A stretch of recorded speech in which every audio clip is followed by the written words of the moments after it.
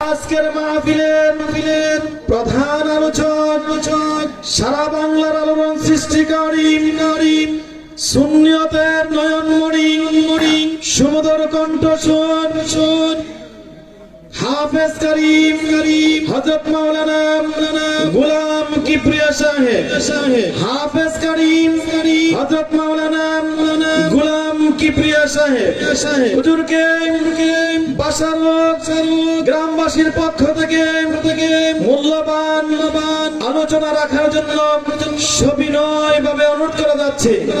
আমরা যারা রাস্তাঘাটে আছি কোরআনের মহব্বতে আলেমের মহব্বতে বসে যাই একটা খাস আল্লাহ ওয়ালা বান্দার নেক নজর যদি আপনার প্রতি লেগে যায়, আল্লাহ কবুল করে আপনাকে আল্লাহ জিরো থেকে হিরো বানাইতে পারে। আর যদি মনে কষ্টতে অভিশাপ লেগে যায়, আপনাকে হিরো থেকে জিরো বানাইতে পারে। তাই কোরআনের মহব্বতে আমরা বসে যাই।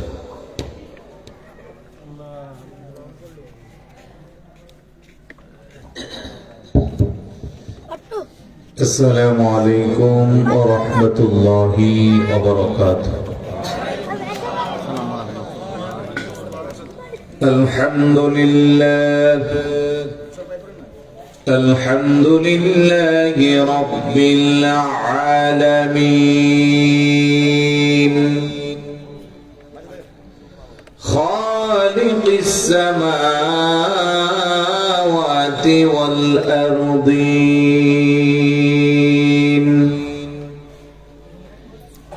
والصلاة والسلام على من كان نبيا وآدم بين الماء والطين وعلى آله وأصحابه وأهل بيته وعترته وعلماء أهل سنته وأولياء أمته الراشدين المرشدين. أما بعد فقد قال الله تعالى في كلامه المجيد সকলে জবান খুলে পড়ি আউযু বিল্লাহি মিনাশ শাইতানির রাজীম বিসমিল্লাহির রাহমানির রাহিম ইন্নাল মুনাফিকিনা يخادعون الله وهو خادعهم وإذا قاموا إلى الصلاة قاموا كسالى يراءون الناس ولا يذكرون الله إلا قليلا. صدق الله مولانا العظيم وصدق رسوله النبي الحبيب الكريم. وقال تعالى في شان حبيبه مخبرا وآمرا إن الله وملائكته يصلون على النبي يا أيها الذين آمنوا صلوا عليه وسلموا تسليما. اللهم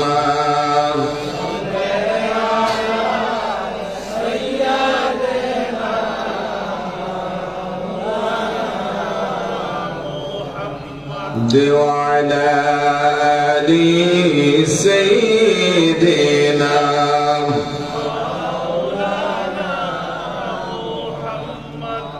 আল্লাহ নিজে আশিক হইয়া দোস্তি করে যার সাথে নামের সাথে নাম মিশায়া দেখে নাচে কলমাতে আল্লাহুম্মা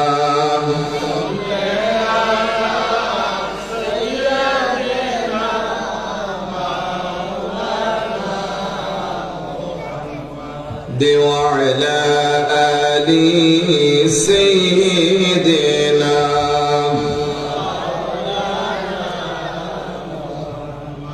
এ দুনিয়া পরে রবে আমরা একদিন থাকিব না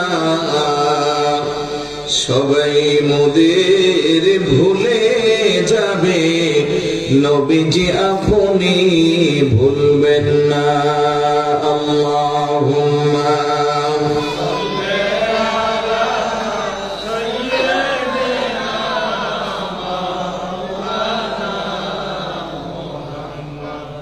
وعلى آل سيدنا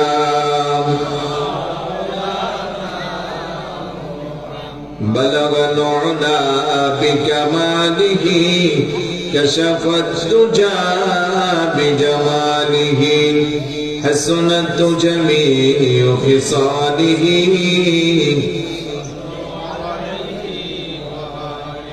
أكبادنا مجروحة من سيف هجر المصطفى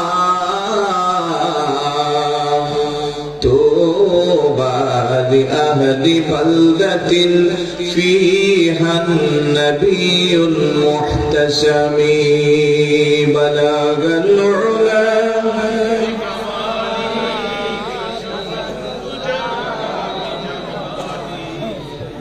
صنت جميع خصاله حبيب خدا اشرف انبیاء کے عرش مجید بود متقا بلغ العلا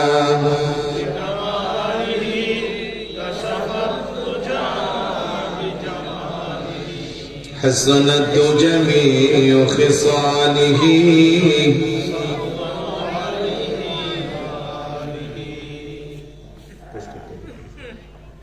উপস্থিত ব্রাহ্মণবাড়িয়া জেলার নবীনগর উপজেলার বাসারোগ উত্তর পশ্চিম পাড়া 27তম বার্ষিক ওয়াজ দোয়ার মাহফিল 2025 এর সম্মানিত সুযোগ্য সভাপতি জনাব আল-হাস মোহাম্মদ বাসির মহাজন, বিশিষ্ট ব্যবসায়ী ঢাকা, সহসভাপতি জনাব মোহাম্মদ আব্দুর রশিদ মিয়া সাহেব, সমাজ সেবক জনাব মোহাম্মদ নাজির মিয়া সাহেব সৌদি প্রবাসী, প্রধান অতিথি বিশিষ্ট শিল্পপতি ও দানবীর জনাব আল-হাস মোহাম্মদ ফারুক আহমেদ সাহেব, চেয়ারম্যান নবীনগর উপজেলা পরিষদ, শুভাগমন করবেন জনাব মোহাম্মদ মনির হোসেন মেম্বার সাহেব, প্রতিষ্ঠাতা চেয়ারম্যান আলী আহমেদ পঙ্গু এন্ড জেনারেল হাসপাতাল রসুল্লাবাদ নবীনগর, সম্মানিত অতিথি জনাব মোহাম্মদ ওয়াজেদ আলী সাহেব, বিশিষ্ট ব্যবসায়ী ঢাকা,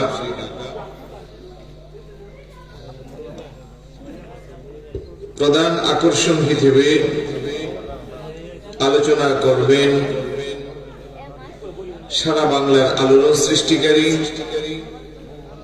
তরুণ তেজস্বী বক্তা, সুমধুর কণ্ঠের অধিকারী মৌলানা রাশিদুল ইসলাম সিদ্দিকী সাহেব মাদ্রাসাতুল আলী, মুরাদনগর কুমিল্লা।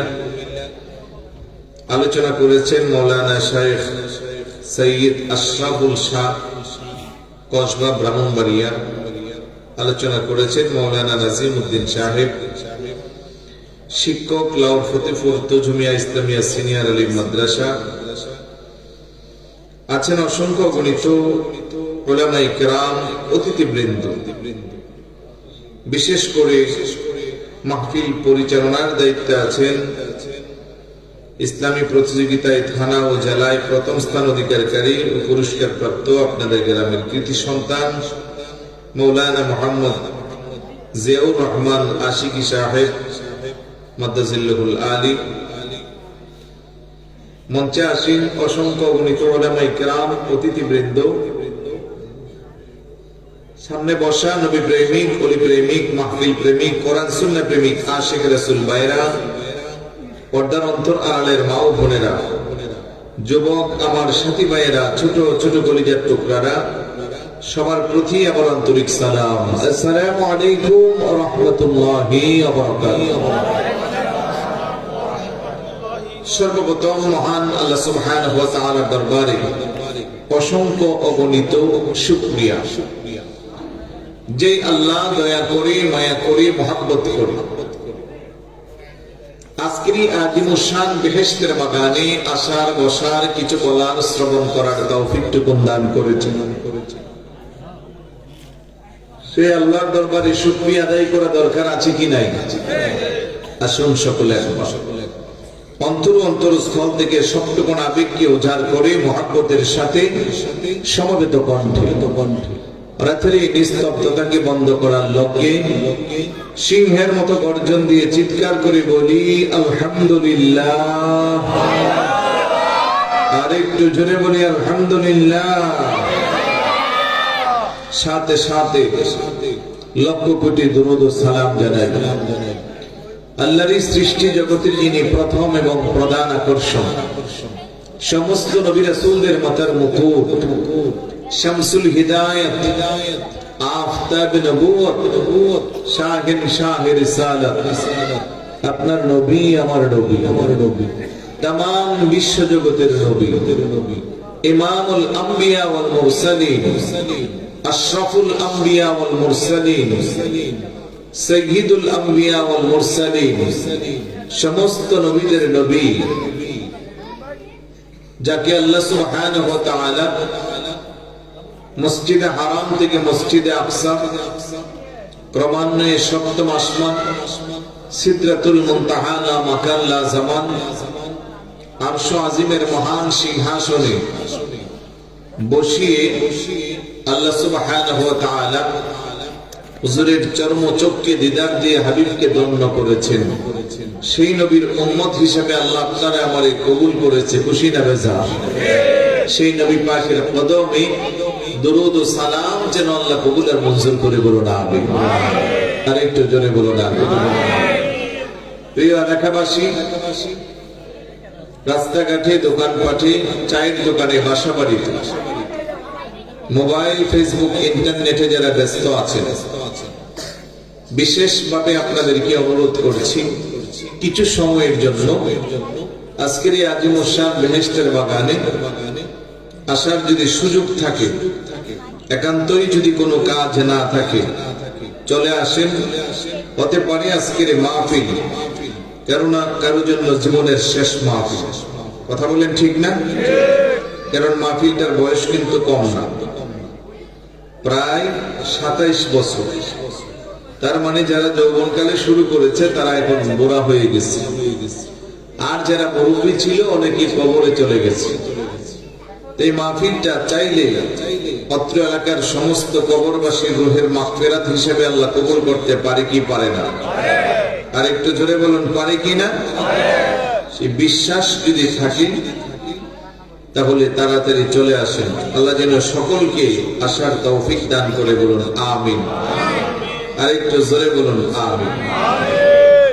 এই উপস্থিতি আমি কোরআনুল কারীমের 5 নম্বর পারা, হিফজুল কোরআনের 20 নম্বর পৃষ্ঠা, সূরা নিসার 142 নম্বর আয়াত পর্যন্ত তেলাওয়াত করেছি।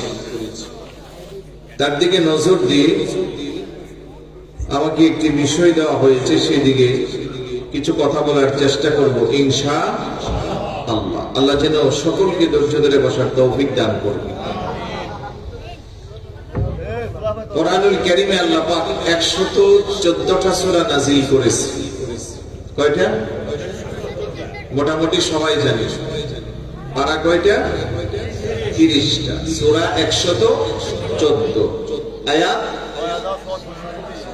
6666। কোন বর্ণনায় একটু কম বেশ আছে, তবে এটাই প্রসিদ্ধ। তার মধ্যে 3টা সূরা আছে। একটা সূরার নাম আছে সূরা মুনাফিকুন, একটা সূরার নাম আছে সূরা কাফিরুন, আরেকটা সূরার নাম আছে সূরা মুমিনুন। সুবহানাল্লাহ। মুমিনের নামে একটা সূরা আছে, কাফিরের নামে একটা সূরা আছে, মুনাফিকের নামে একটা সূরা আছে। তার মানে আমরা যারা এই সমাজে বসবাস করি, আমাদের পরিচয় কিন্তু 3টা। আল্লাহর কোন বান্দা ঈমানদার যারা মুমিন, কিছু বান্দা কাফের যারা আল্লাহকে বিশ্বাস করে না, আর কিছু বান্দা দুইটার মাঝামাঝি, তাদেরকে বলা হয় মুনাফিক। ইসলামের সূচনা লগ্নে প্রথম যুগে ইসলামের যতটা না ক্ষতি করেছে কাফের মুশরিকরা, তার চেয়ে বেশি ক্ষতি করেছে মুনাফিকরা। আপনি চিন্তা করেন, যেখানে আল্লাহ একটা সূরাই নাযিল করে দিয়েছে, 28 নম্বর পারা হিফজুল কোরআনের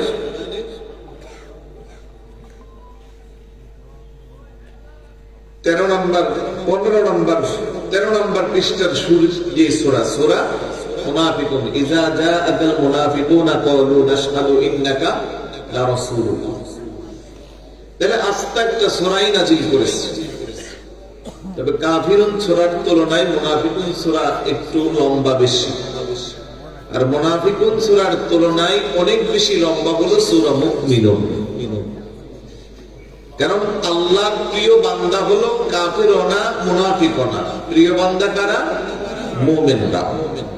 মুমিনের অনেক বৈশিষ্ট্য আল্লাহ পাক কোরআনুল কারীমের বিভিন্ন জায়গায় বর্ণনা করেছেন।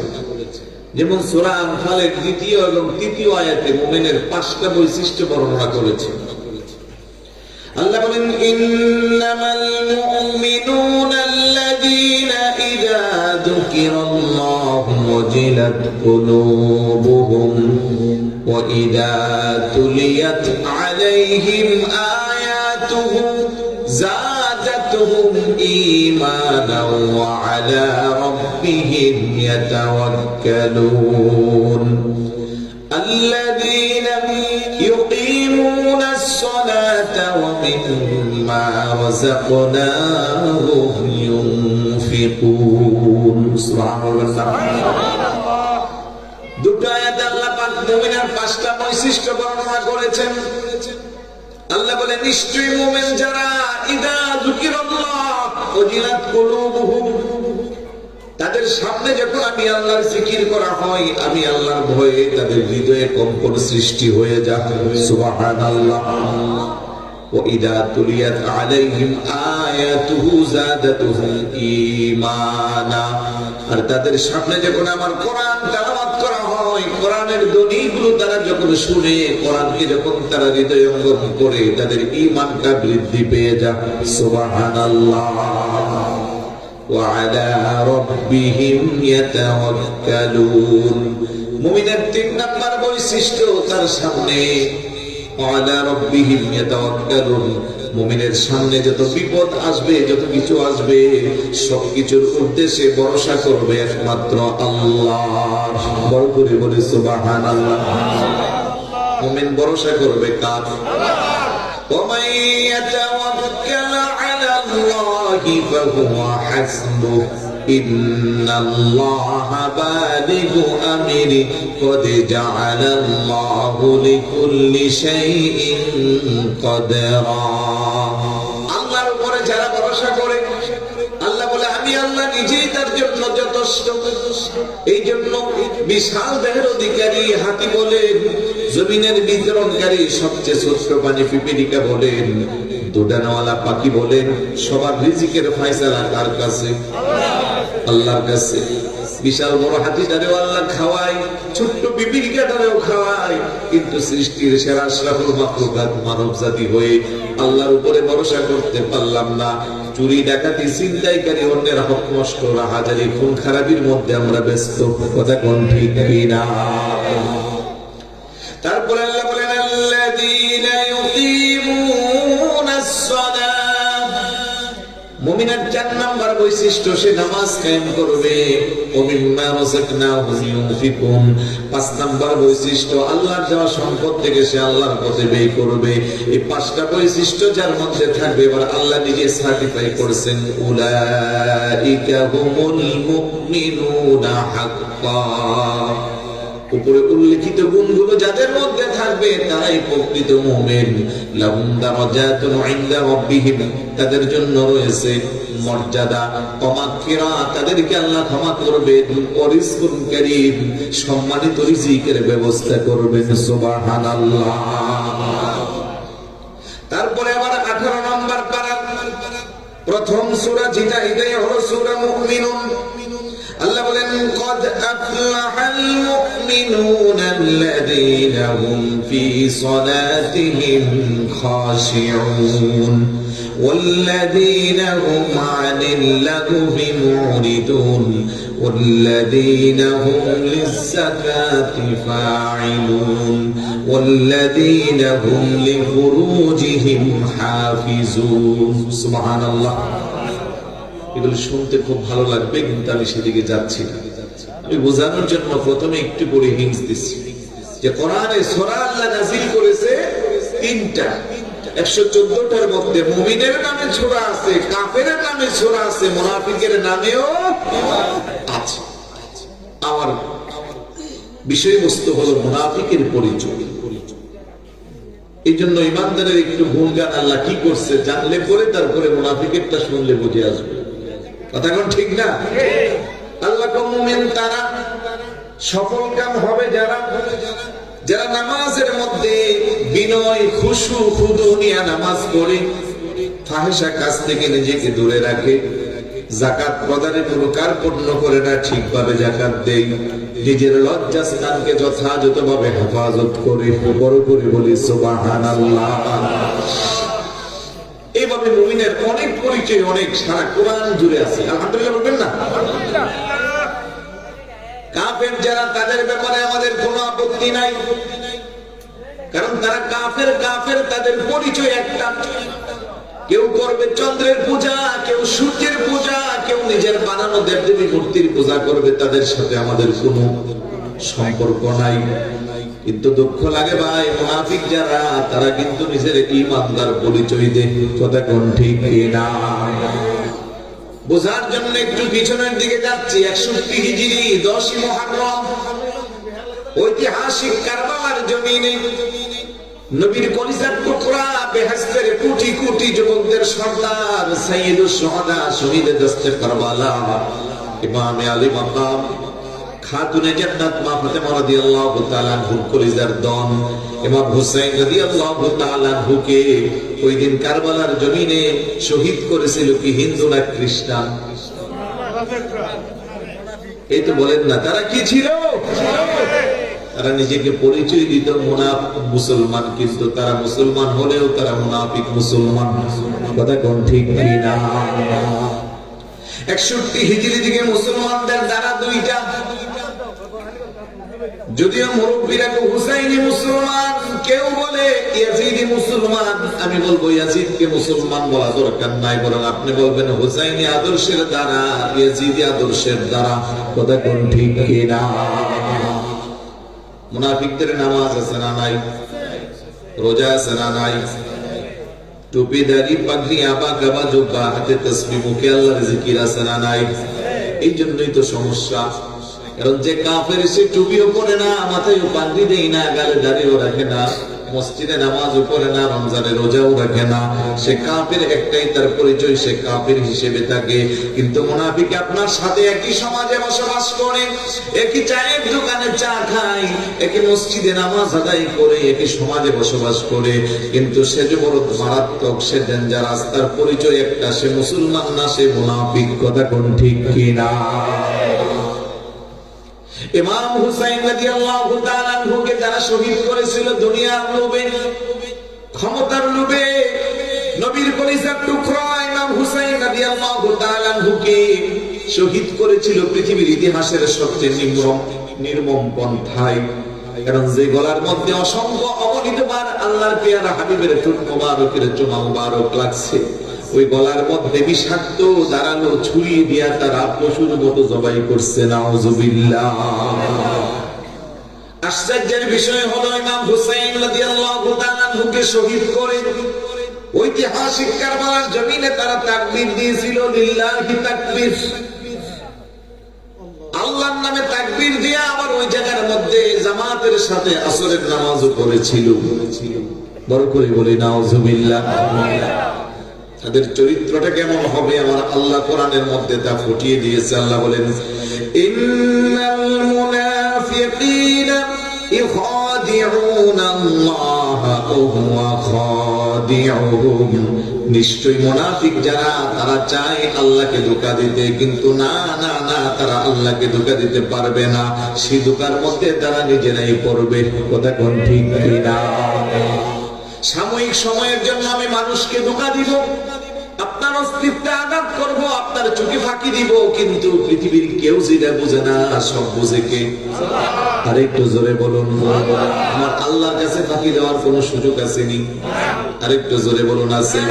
আল্লাহ তো আমারে ধোঁকা দিতে চায়, কিন্তু আমাকে ধোঁকা দিতে পারবে না। সেই ধোঁকার মধ্যে তারা নিজেরাই পড়বে। ওয়াইদা কামু ইলাস সালাতি কামু কুসালা। তারা যখন নামাজে দাঁড়ায়, সে নামাজের মধ্যে একাগ্রচিত্ততা কিছুই থাকে না, আমি আল্লাহর জন্য কিছুই থাকে না। ইরাউনান নাস, মানুষকে দেখানোর জন্য তারা নামাজ পড়ে। ওয়ালা ইয়াজকুরুনাল্লাহা ইল্লা কলিলা, সেই নামাজে আমি আল্লাহর স্মরণ, আমার জিকির একবারে কম। বড় করে বলি নাউজুবিল্লাহ। তাহলে সব কিছু মানুষকে দেখানোর জন্য তারা করে। কথা কোন ঠিক না? ইমাম হুসাইন রাদিয়াল্লাহু তাআলা আনহুকে যারা শহীদ করেছিল, কি অপরাধ ছিল ইমাম হুসাইন রাদিয়াল্লাহু তাআলা আনহু? অপরাধ একটাই, উনি ওনার নানা জানের আদর্শের উপরে অটল ছিল।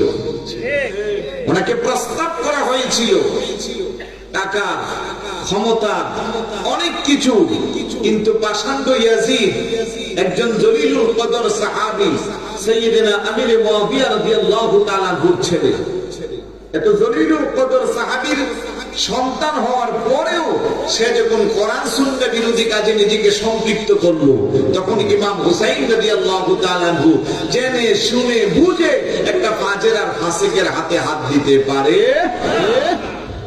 কারণ ইয়াজিদ একটা সময় মদ খাওয়াকে হালাল ঘোষণা করেছে, সৎ মায়ের সাথে সন্তানের বিবাহকে বৈধ ঘোষণা করেছে।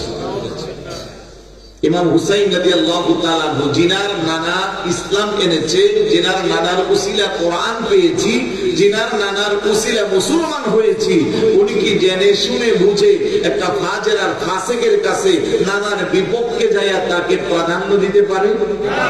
তার পক্ষে নিতে পারে? পারে না। বিদায় আপনাকে আমাকে সেই শিক্ষা দিয়েছে, ওহে আমার নানা জানের উম্মতেরা, আমি হুসাইন থেকে শিক্ষা নাও। আমি দেশের মায়া ত্যাগ করেছি, আমি সম্পদের মায়া ত্যাগ করেছি, আমি সন্তানের মায়া ত্যাগ করেছি। কারণ 6 মাসের দুধের বাচ্চা ইমাম আলী আসগর রাদিয়াল্লাহু তাআলা আনহুকে এক ফোঁটা পানি চেয়েছিল, পানির পরিবর্তে বিষাক্ত তীর দিয়া ওনার গলার মধ্যে ছিদ্র করে ওনার কুলে ওনাকে শহীদ করেছে। তাও উনি পিছপা হন নাই, শেষ পর্যন্ত উনি বুকের তাজা রক্ত বিসর্জন দিয়ে আপনাকে আমাকে বুঝিয়েছে যে আমার নানা জানের সত্যিকারের উম্মত যদি দাবি করো, আমি হুসাইন থেকে শিক্ষা নাও। আমি জীবন দিয়েছি, সন্তান দিয়েছি, দেশের মায়া ত্যাগ করেছি, তারপরও আমি ঈমান নামক দৌলতকে বিসর্জন দেই নাই। কথা বলেন ঠিক কি না? সেই ইমাম হুসাইন রাদিয়াল্লাহু তাআলা আনহুর আদর্শ আমাদের বাস্তব জীবনে রাখা দরকার আছে নি?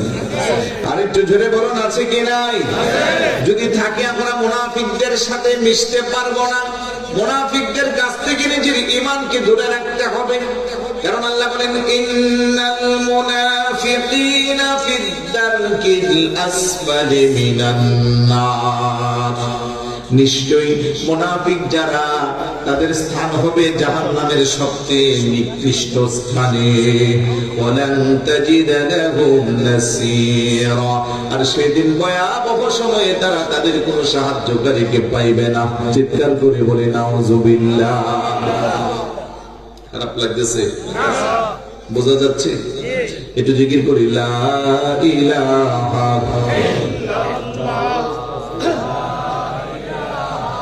ইল্লাল্লাহ লা ইলাহা জোরে জোরে লা ইলাহা লা ইলাহা আওয়াজ নাই তার মানে ঘুম এসে গেছে মাত্র 9:30 বাজে এই সময় সচরাচর আমি মাইক পাই না একটু জোরে আওয়াজ দেন মহব্বত নিয়ে আশেপাশের অনেকে ভাবতেছে বোধহয় হুজুর আছে আর হুজুরের লাগে কয়েকজন আছে সামনে মানুষ নাই কিন্তু আওয়াজটা আসলে পরে সবাই বুঝবে না প্যান্ডেলে জায়গা নাই কথা কোন ঠিক কি না একটু জোরে জোরে বলি লা ইলাহা ইল্লাল্লাহ লা ইলাহা ইল্লাল্লাহ জোরে জোরে লা ইলাহা ইল্লাল্লাহ আরো জোরে লা ইলাহা ইল্লাল্লাহ একসাথে লা ইলাহা ইল্লাল্লাহ হাসবি রাব্বি জাল্লাল্লাহ মা ফি কলবি গায়রুল্লাহ হাসবি রাব্বি জাল্লাল্লাহ মা ফি কলবি গায়রুল্লাহ নূর মুহাম্মদ সাল্লাল্লাহু লা ইলাহা লা ইলাহা ইল্লাল্লাহ লা ইলাহা ইল্লাল্লাহ বাইজান এই কালেমা প্রচারেতে আসলেন নবী এই ধরাতে বলেন এই কালেমা প্রচারেতে আসলেন নবী এই ধরাতে কত কষ্ট দিনে রাতে কত কষ্ট দিনে রাতে করলেন নবী সাল্লাল্লাহু লা ইলাহা ইল্লাল্লাহ লা ইলাহা ইল্লাল্লাহ লা ইলাহা ইল্লাল্লাহ বাইজানে বহু দূরে মদিনা আমরা কেমনে যাব জানি না বলেন বহু দূরে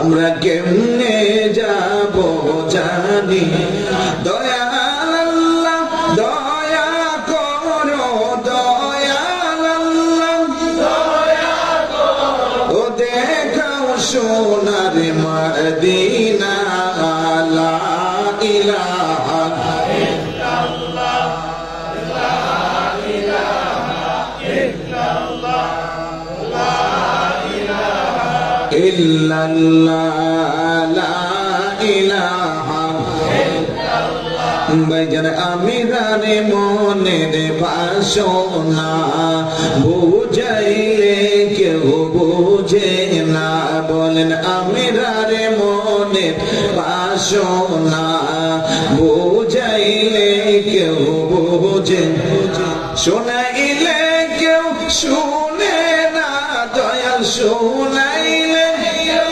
শুনে না হায় হায় শুনেন শাহে মদিনা লা ইলাহা ইল্লাল্লাহ লা ইলাহা ইল্লাল্লাহ লা ইলাহা ইল্লাল্লাহ লা ইলাহা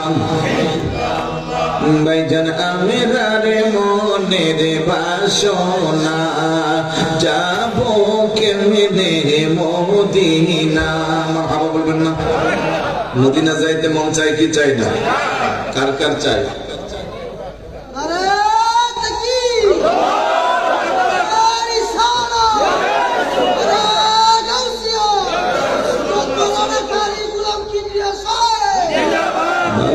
ভালোবাসার জায়গা মদিনা, ভালো লাগার জায়গা মদিনা, বলেন ভালোবাসার জায়গা মদিনা, ভালো লাগার মদিনা শরীফে নূরের খজিনা, মদিনা শরীফে নূরের খজিনা, আশিক ছাড়া অন্য বোঝে না ভালোবাসার জায়গা মদিনা, বলেন ভালো লাগা, বলেন ভালোবাসার জায়গা মদিনা, ভালো লাগা।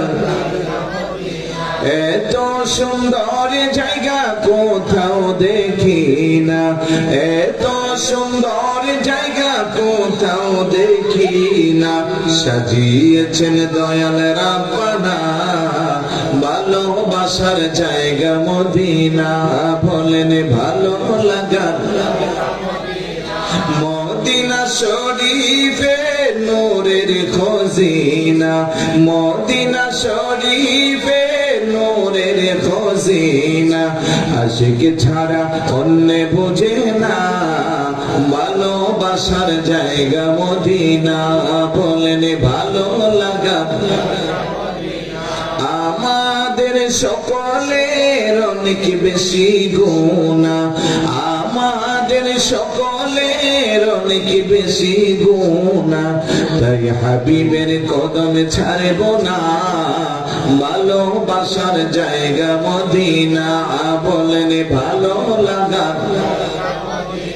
একদিন কবরে যাব কেউ তো যাবে না, একদিন কবরে যাব কেউ তো যাবে না, যাবে আমার শাহে মদিনা ভালোবাসার জায়গা মদিনা, বলেন ভালো লাগা। জোরে বলি না মারহাবা, আর একটু জোরে বলি মারহাবা। তাহলে মুনাফিক চরিত্র যারা, তাদের স্থান কোথায়? আর একটু জোরে বলুন। ঘোষণাকার আল্লাহ, কোনো সন্দেহ নাই। আল্লাহ সুবহানাহু ওয়া তাআলা এইভাবে আপনাকে আমাকে মুনাফিকের ব্যাপারে অনেকগুলো সতর্ক করেছেন। 10 নম্বর পারা সূরা তাওবা,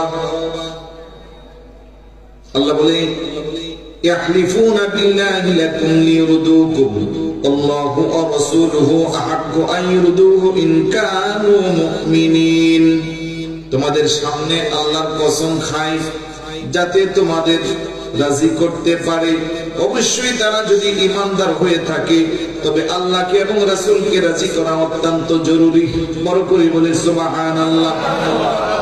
ألم يعلموا أنه من يحادد الله ورسوله فأن له نار جهنم خالدا فيها ذلك الخزي العظيم। তারা কি একথা জেনে নেয়নি যে আল্লাহর সাথে এবং আল্লাহ রাসূলের সাথে যে মোকাবেলা করে তার জন্য নির্ধারিত রয়েছে তাদের জন্য জাহান্নাম। আছে না? কাফেররা ঠাট্টা মশকারি বিদ্রুপ আল্লাহ রাসূলের সাথে করছে না? করছে তারা আল্লাহর রাসূলের সাথে, আর আল্লাহ এটাকে শক্ত করে নিজের সাথে নিসবত করেছে, সাথে আল্লাহকেও রেখেছে, হাবিবুল্লাহকেও রেখেছে। সুবহানাল্লাহ। তার মানে হাবিবের মান মর্যাদা সম্মান কত বেশি আল্লাহ সেটা নিজের দিকে নিসবত করে বোঝাচ্ছে যে তারা এইভাবে আল্লাহ এবং আল্লাহর রাসূলের সাথে মোকাবেলা করবে বিভিন্ন এক্সাম্পল টিটকারি মশকরার মাধ্যমে। তাদের জন্য রয়েছে জাহান্নাম নির্ধারিত, যাতে তারা সব সময় থাকবে। এটা হলো তাদের জন্য মহা অপমানের জায়গা। বড় করে বলি নাউজুবিল্লাহ। তারপরে আল্লাহ বলেন ইয়াহযারুল মুনাফিকুনা আন তুনাজ্জালা আলাইহিম সূরাতুন তুনাব্বিউহুম বিমা ফি কুলুবিহিম কুল ইস্তাহজিউ ইন্নাল্লাহা মুখরিজুম মা তাহযারুন।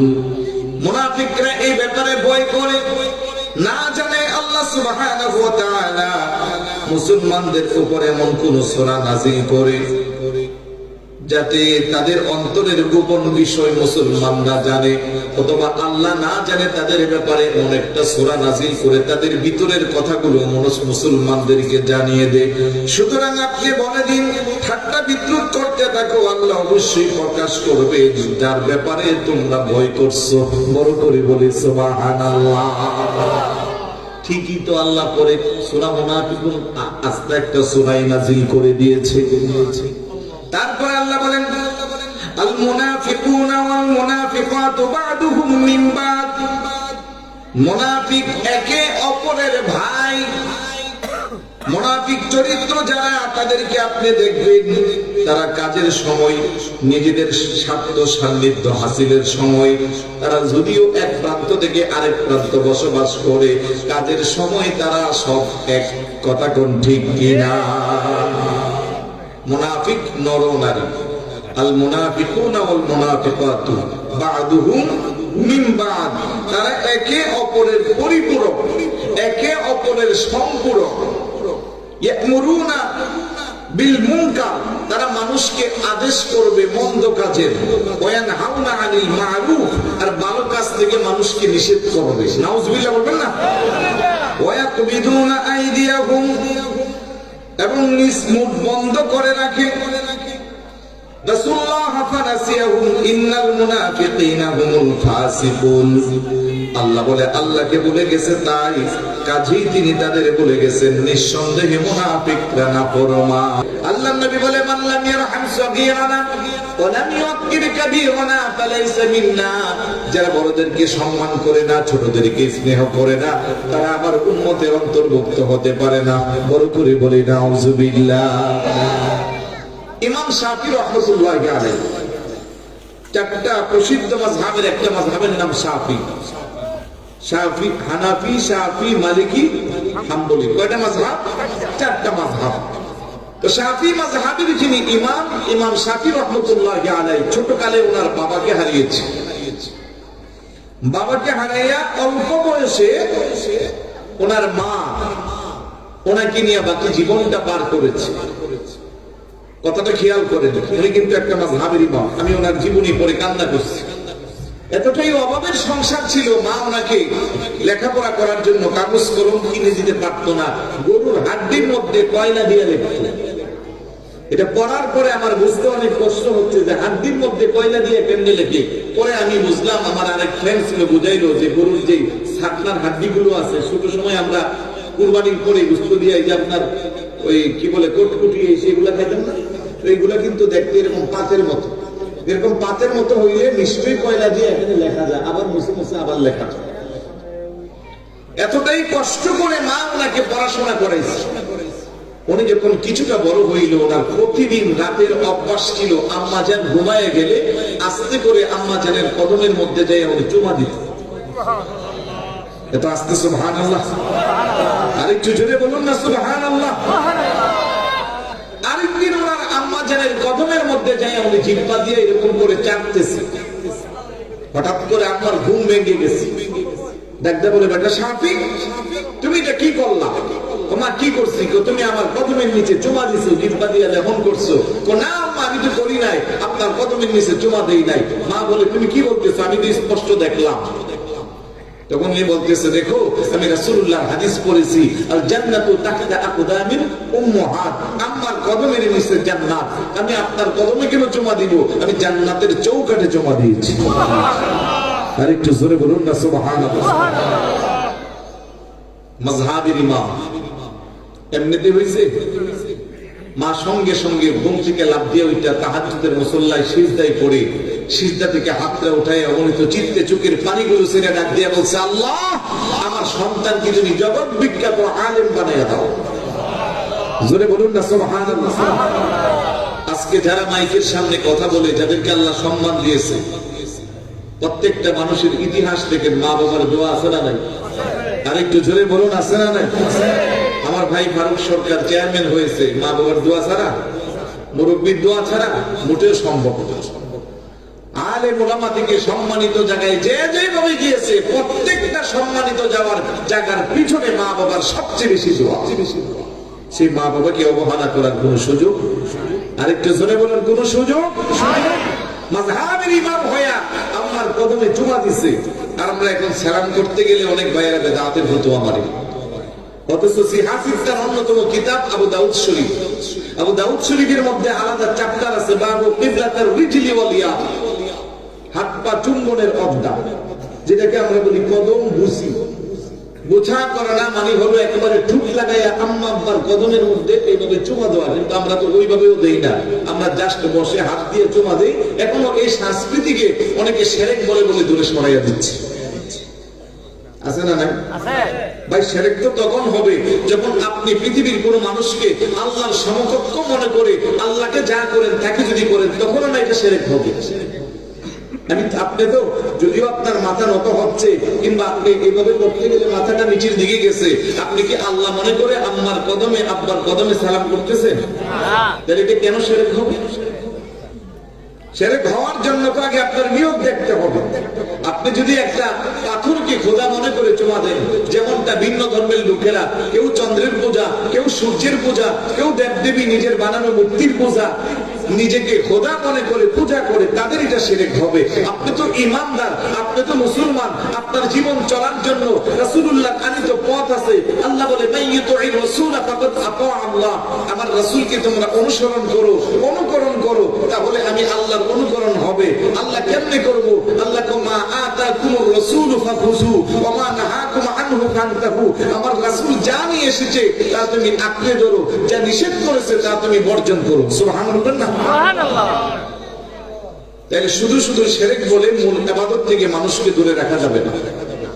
আসতেছে সামনে শবে বরাত, অলরেডি বিভিন্ন জায়গা থেকে আমার কাছে ফোন আসতেছে, অমুক হুজুরের বক্তব্য ইউটিউবে আসছে, শবে বরাত বলছে কিছু নাই, শবে বরাতের এগুলা নাকি কোরআনেও নাই, হাদিসেও নাই। তাহলে আমরা তো যুগ যুগ ধরে আমাদের মুরব্বীরা এই সংস্কৃতির মধ্যে ছিল, শবে বরাত আসলে পরে সবাই দিনের বেলা পরিপাটি হয়ে পবিত্রতা অর্জন করে রাতটা ইবাদত বন্দেগীর মাধ্যমে কাটিয়েছে, এখনো আমরা কাটাই। কথা বলেন ঠিক না?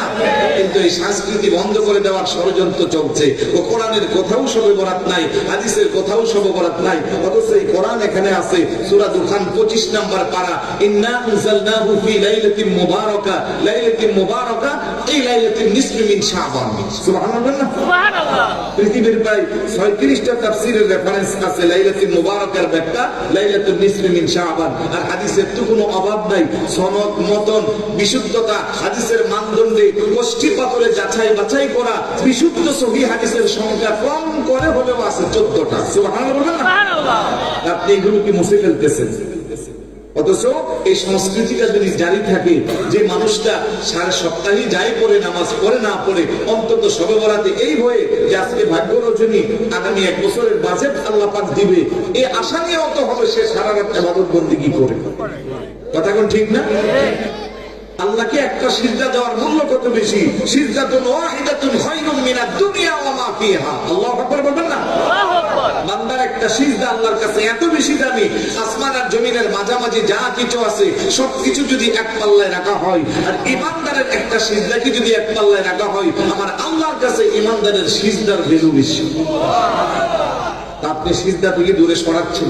আসতেছে রমজান মাস, আপনি ফতোয়া দিচ্ছেন তারাবি 8 রাকাত, যুবকরা 8 রাকাতের পরে সালাম দিলে মসজিদের অর্ধেক খালি, অথচ যদি আপনি ফতোয়া না দিতেন আমার যুবকগুলা 20 রাকাতই তারাবি পড়তো।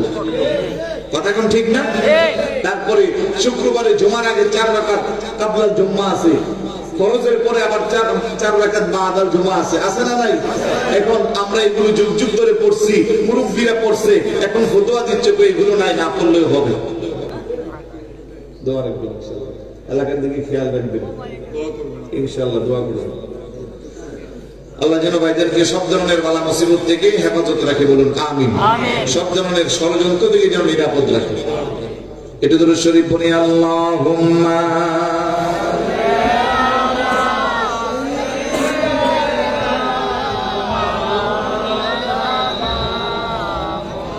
ওয়া আলা আলি সাইয়্যিদিনা এ দুনিয়া পরে রবে, আমরা একদিন থাকিব না, সবাই মোদের ভুলে যাবে, নবীজি আপনি ভুলবেন না। আল্লাহুম্মা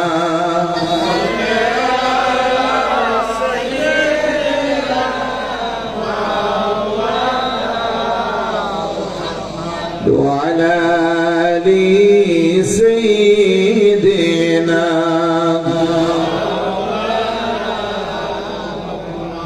আলহামদুলিল্লাহ বলি। মনোযোগ আছে নি? তাইলে এই জিনিসগুলো যেন আমাদের কাছ থেকে হারিয়ে না যায়। ইবাদত বন্দেগী নফল ইবাদত যত বেশি করবেন আপনি আল্লাহর কাছাকাছি তত বেশি যাইবেন। আমরা সবাই আল্লাহর বান্দা, আমরা সবাই কি, কিন্তু সবাই আল্লাহর বন্ধু না। এখন যারা আল্লাহর বন্ধু হয়েছে তাদের ইতিহাস খুঁজেন, তাদের জীবনে দেখেন, তারা শুধু 5 ওয়াক্ত নামাজের মধ্যে সীমাবদ্ধ ছিল না। তারা ইশরাক করেছে, আওয়াবিন করেছে, তাহাজ্জুদ করেছে, ইবাদত বন্দেগী রিয়াজত সাধনা করেছে, এশারের উযু দিয়ে ফজরের নামাজ পড়ছে। আর আমরা এক সপ্তাহে একটু নামাজ পড়ি, শুক্রবার আসলে পুরো মাঝখানে খোঁজ খবর নাই। আমরা কি আল্লাহর বন্ধু হতে পারবো? আল্লাহ যে বান্দা হিসেবে আমাদেরকে সব ধরনের সুযোগ সুবিধা দিচ্ছে, এটাই তো বেশি। আল্লাহ যেন আমাদেরকে প্রিয় বন্ধু হওয়ার তৌফিক দান করে। আমার আলোচনার টপিকসে ফিরে যাই। মাঝখানে যেহেতু চেয়ারম্যান সাহেব এসেছিল, কথা একটু এলোমেলো হয়েছে, তবে এগুলো কাজের কথা।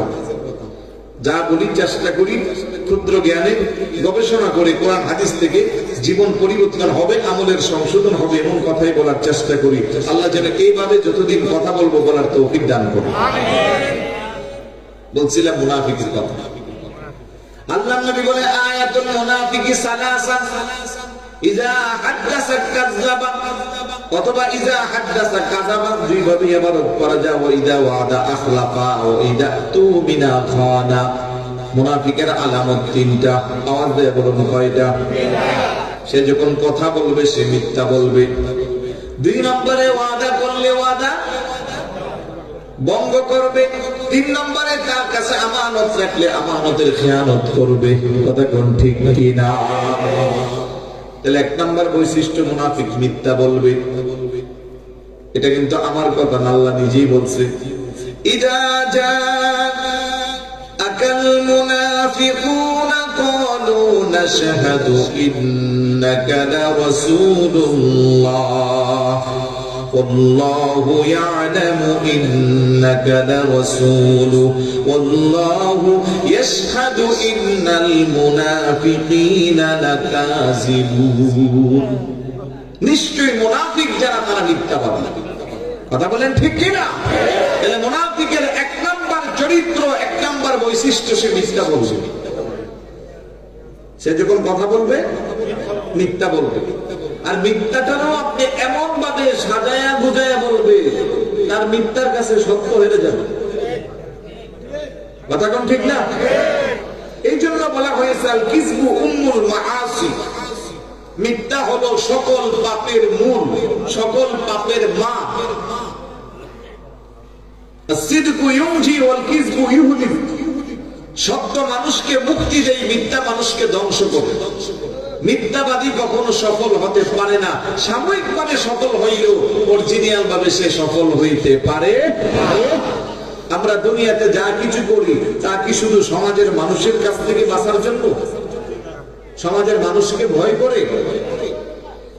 আমাদের সবচেয়ে বেশি ভয় করতে হবে কাকে? আল্লাহকে। কারণ আপনার আমার গোটা জীবনের সবকিছু জমা আছে কার কাছে? আল্লাহর কাছে। আল্লাহ বলে ফামাইয়া আমাল মিসকালা যাররাতিন খায়রান ইয়ারা ওয়া মাইয়া আমাল মিসকালা যাররাতিন শাররান ইয়ারা। আপনাদের কি কষ্ট হচ্ছে? উঠবেন না কেউ?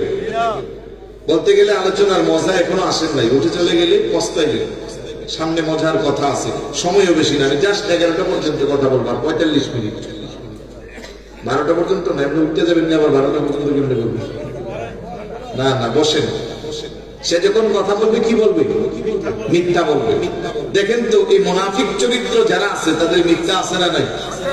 আছে।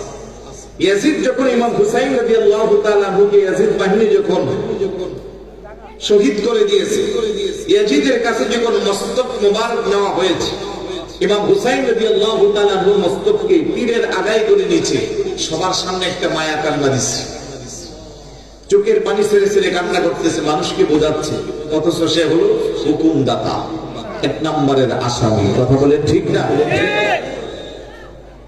মানে বলতে গেলে যদিও খারাপ লাগে, বোঝানোর জন্য বলতে হয়। বাংলা সিনেমার ডায়লগ দেখছেন, সেই সব কিছু করা, মরার পরে সেই আবার সবার আগে যায় লাভ করে কান্নাকাটি করে, সেই আবার কাফন দাফনের ব্যবস্থা করে। এটা হলো মুনাফিকের চরিত্রের একটা অধ্যায়। কথা কোন ঠিক না? 2 নম্বরে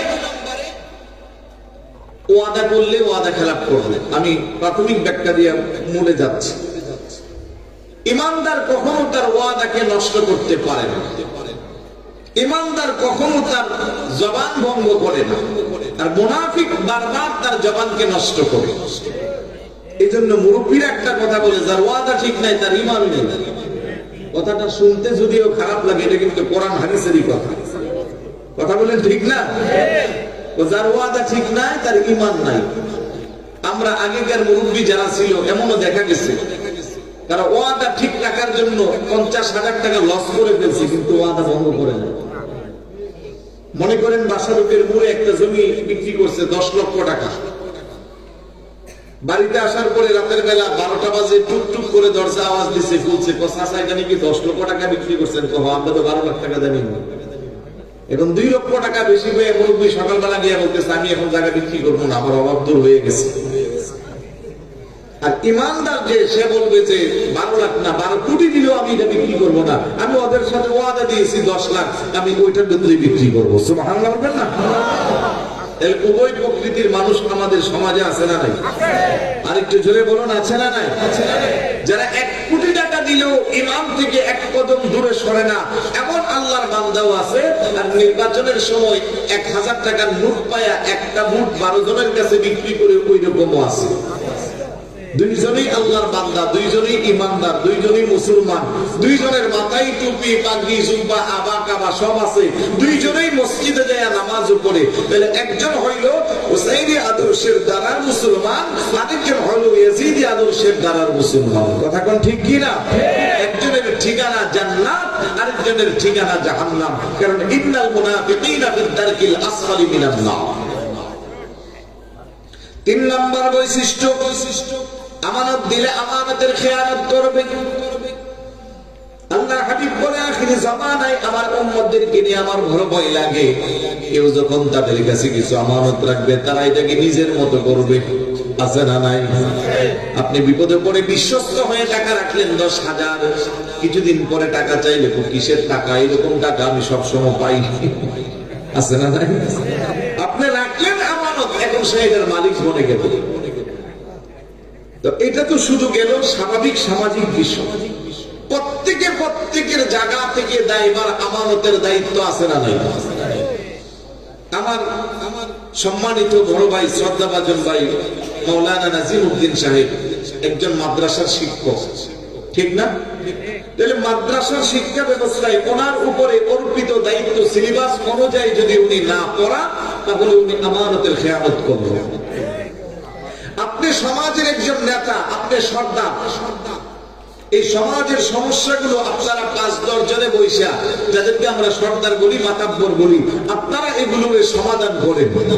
এখন আপনার আকল, বিবেক সবকিছু আছে, আপনি দেখতেছেন যে এটা অন্যায় আর এটা নেই, আপনি কি করলেন? চোখ শরমে, কিংবা যে অন্যায় করছে তার ভাইয়ের সাথে আপনার ভালো সম্পর্ক আছে, যে অন্যায় করছে তার বাবার সাথে আপনার সম্পর্ক আছে, কিংবা সে কিছুদিন আগে মিষ্টি 2 কেজি কিনা আপনার বাড়িতে পাঠিয়ে দিয়েছে, বিপদে পড়লে তার কাছ থেকে কিছু টাকা পান। এখন আপনি আপনার বিবেককে নষ্ট করে সত্যটাকে মিথ্যা, মিথ্যাটাকে সত্য, অন্যায়কে ন্যায়, ন্যায়কে অন্যায় করলেন। এখন কি আপনি আমানতের খেয়ানত করেন নাই? আপনাকে যে আল্লাহ পাক আকল বিবেক দিয়ে আমানত দিয়েছিল, সে আমানতকে আপনি নষ্ট করেছেন। ঠিক একইভাবে আমি একজন বক্তা, আমাকে প্রধান বক্তা করে দাওয়াত দিয়েছে, আমি বক্তব্য দিব, আমাকে একটা বিষয় দিয়েছে। কিংবা বিষয় নাই দেন, আমার কাছে কোরআনের জ্ঞান আছে, হাদিসের জ্ঞান আছে, বেশি নাই অল্প আছে, আমি আমার জ্ঞান অনুযায়ী আমি যদি হক কথা বলা থেকে বঞ্চিত থাকি, কিন্তু আমি মসজিদের ইমাম, আমি মসজিদের খতিব, আমি চিন্তা করব যে আমি যদি শুক্রবারে সুদের বিরুদ্ধে ওয়াজ করি, আগামী শুক্রবার আসতে আসতে আমার চাকরি নাও থাকতে পারে, কারণ আমার মুসল্লির দায়িত্বশীল যারা আছে সবাই কম বেশ সুদের সাথে সম্পৃক্ত। এখন আমি সুদের ওয়াজটা এক পাশে রেখে দিলাম। আমি কি আমানতের খেয়ানত করি নাই? জোরে বলুন, করি নাই? আমি ন্যায়পরায়ণ বাদশার শাস্তির কথা, ন্যায়পরায়ণ বাদশার আল্লাহর পক্ষ থেকে দেওয়া পুরস্কার, আর যারা ন্যায়পরায়ণ বাদশা হবে না, ইমামুন আদিলুনের সারিতে যারা থাকবে না, তাদের জাহান্নামের ভয়ের কথা মিম্বরে ইচ্ছা করে বলি না। কারণ আমার মুসল্লিদের মধ্যে যিনি সর্দার আছে, উনি 5 খেলি পানের কাছে নেই রে অন্যায়, অন্যায় রে নেই বানা, 1000 টাকা 500 টাকা দিলে এটারে রাতের দিন করে, এটা যদি আমি এখন বলে ফেলি উনি মনে করবে যে ওনারে বলছে, এই জন্য আমি এই ওয়াজ থেকে দূরে রেখে দিলাম। এমন চরিত্রের আছে না নাই ভাই? আওয়াজ দেন, আছে না নাই? আমি বেপরদা মহিলার বিরুদ্ধে আমার সামনে বলার অনেক যথেষ্ট এভিডেন্স আছে, কোরআনের জ্ঞান আছে, হাদিসের জ্ঞান আছে। আমি বেপরদার বিরুদ্ধে ওয়াজ করতেছি না, কারণ আমি যখন বের হয়ে সকালে মহল্লার মধ্যে যাই, গেলেই আমার কেউ না কেউ চা খাওয়া, কেউ পান খাওয়া, কারোর সাথে বসে বসে আমি গল্প করি। এখন আমি যদি এই ওয়াজ করি, তাহলে পরের দিন আমি গেলে চা পান বন্ধ হয়ে যাবে। এখন আমি পর্দার ওয়াজ বন্ধ রাখলাম, আছে না নাই? আমি মানুষের ঈমান আকীদা নষ্ট করার জন্য কোরআন হাদিসের সঠিক মেসেজটা তাদের কাছে দিলাম না। যেমন একটু আগেও বললাম যে আমি যদি মিম্বারে বসে বলি সবে বরাত কিছু নাই, তাইলে আমি আল্লাহর হাবিবের আমানতের খেয়ানত করেছি। কারণ এই মিম্বারটা আমাকে দেওয়া হয়েছে, এটা সোজা বিষয় না, এটা অনেক দামি বেশি। এটা আল্লাহর হাবিবের মিম্বর, যে মিম্বারে বসে বসে তৎকালীন সমাজ ব্যবস্থা চলতো। সমাজ চলতো কিভাবে? মসজিদ ভিত্তিক সমাজ ব্যবস্থা চলতো। আর আমরা এখন এসে সমাজ ভিত্তিক মসজিদ চালাচ্ছি। তাই ইমাম নিজ দেওয়ার আগে ইমামরা শর্ত দিয়ে দেই, এই ব্যাপারে বাড়াবাড়ি দরকার নাই, এই ব্যাপারে কথা বলা দরকার নাই, সুদের বিরুদ্ধে বলবেন না, ঘুষের বিরুদ্ধে বলবেন না, মদের বিরুদ্ধে বলবেন না, জুয়ার বিরুদ্ধে বলবেন না, বেপরদা মহিলার বিরুদ্ধে বলবেন না, আব্বা আম্মার সম্মানের কথা বলবেন না। এখন ইমাম চিন্তা করে অল্প বেতনের চাকরি, এমনিতেই গত 3 মাসে 4টা চাকরি গেছে, এখন সামনের দিনে যদি আবার চাকরি যায় আমার কি অবস্থা হবে? তার মানে ইমাম ভরসা করার কথা ছিল আল্লাহর উপরে, সে ভরসা করতেছে মসজিদ কমিটির উপরে, তাইলে সে রাসূলুল্লাহর আমানতের খেয়ানত করেছে। এখন এগুলা বললে তো এমনি এলাকায় দাওয়াত নাই, সামনে আরো দাওয়াত হবে না আমি জানি, তারপরে বলবো। 12 বছর পরে বাসারু 2 দিনের ব্যবধানে আসছি, আগামী 12 বছর আমার দাওয়াত দেওয়া দরকার নাই, তবে যে কথাগুলো বলবো আমল করবেন ইনশাআল্লাহ, তাইলে আমি খুশি। খারাপ লাগতেছে? আমার একটু বলার অধিকার আছে, যেহেতু আল আকরাবু ফাল আকরাম উসুলের একটা কায়দা আছে। কারণ আমার বাড়ি বাসারুক, আপনার বাড়ি আমুক, আমরা বাসারুক আমুক তো কাছাকাছি, কথা কোন ঠিক না? মনে কষ্ট নিচ্ছে অনেকে। আবার এখানে আমার আত্মীয়তাও আছে, কারণ আমার বাবার মামার বাড়ি বাসারুক। অলরেডি আমার বাবার বয়স প্রায় 90-এর কাছাকাছি। বিগত 50 বছরও মামার বাড়ি আইসা থাকছে কিনা জানি না, আজকে ওনারা গিয়া জোর করে নিয়ে আসছে। আমি মাহফিলে আসার আগে আব্বারে রেখে আসছি। আলহামদুলিল্লাহ বলবেন না? আল্লাহ যেন হায়াতে বরকত দান করে, বলো না আমিন। শারীরিক সুস্থতা যেন দান করে, বলো না আমিন। তো যেই কথা বলছিলাম, মনে কষ্ট নিয়েন না। এই কথাগুলো কেন বলি? সারা বাংলাদেশে ঘুরি তো, কেমন যেন সমাজটা হয়ে গেছে। এত মাহফিল হয় বাবা, মসজিদে মুসল্লি নাই। কেন আমাদের এই মাহফিল গুলো, এক একটা মাহফিলের পিছনে 1 লক্ষ 2 লক্ষ টাকা খরচ করে? আমরা বক্তারা আসি, আপনারা না ঘুমায় বসে থাকেন, কমিটি এত সুন্দর আয়োজন করে। আমি আমার গবেষণায় খুঁজে পেয়েছি 3 জায়গায় গলত আছে, যার কারণে আমাদের ঠিক ফলাফল আমরা ভোগ করতে পারি না। আপনারা যারা শ্রোতারা আছেন, আপনারা চিন্তা করেন ওই বক্তা আসবে কিনা, যে বক্তার মাহফিলে গেলে কতক্ষণ হাসানো যায়, কতক্ষণ কান্দানো যায়, কথা কোন ঠিক না? মাহফিল কমিটি যারা, তারা চিন্তা করে কোন বক্তা দাওয়াত দিলে মাহফিলে মানুষ বেশি হবে, কারণ মানুষ বেশিতে মাহফিলের সফলতা চলে গেছে। আর আগের বুজুর্গানে দিন যারা ছিল, তারা 2 জন মানুষ নিয়ে খানকা শরীফে সারা রাত তালিম দিত, ওই মানুষটা 1 সপ্তাহ পরে মানুষের মতো মানুষ ছিল। আর আমরা এখন বেশি মানুষ না হইলে আমাদের ওয়াজ বের হয় না, আমরা কথা বলতে পারি না।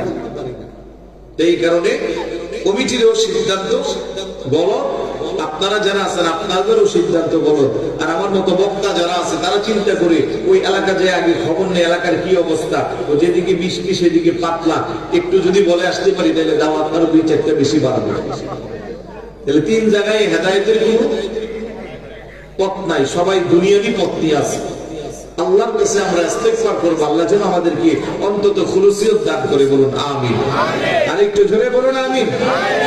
মনে কষ্ট নিচ্ছেন আমার ভাইয়েরা বাবারা? 557 খ্রিস্টাব্দ রাসূলুল্লাহ সাল্লাল্লাহু আলাইহি ওয়াসাল্লাম রওজা শরীফ থেকে বাগদাদের একজন বাদশা ছিল, যার নাম নুরউদ্দিন জঙ্গি রাহমাতুল্লাহি আলাইহি।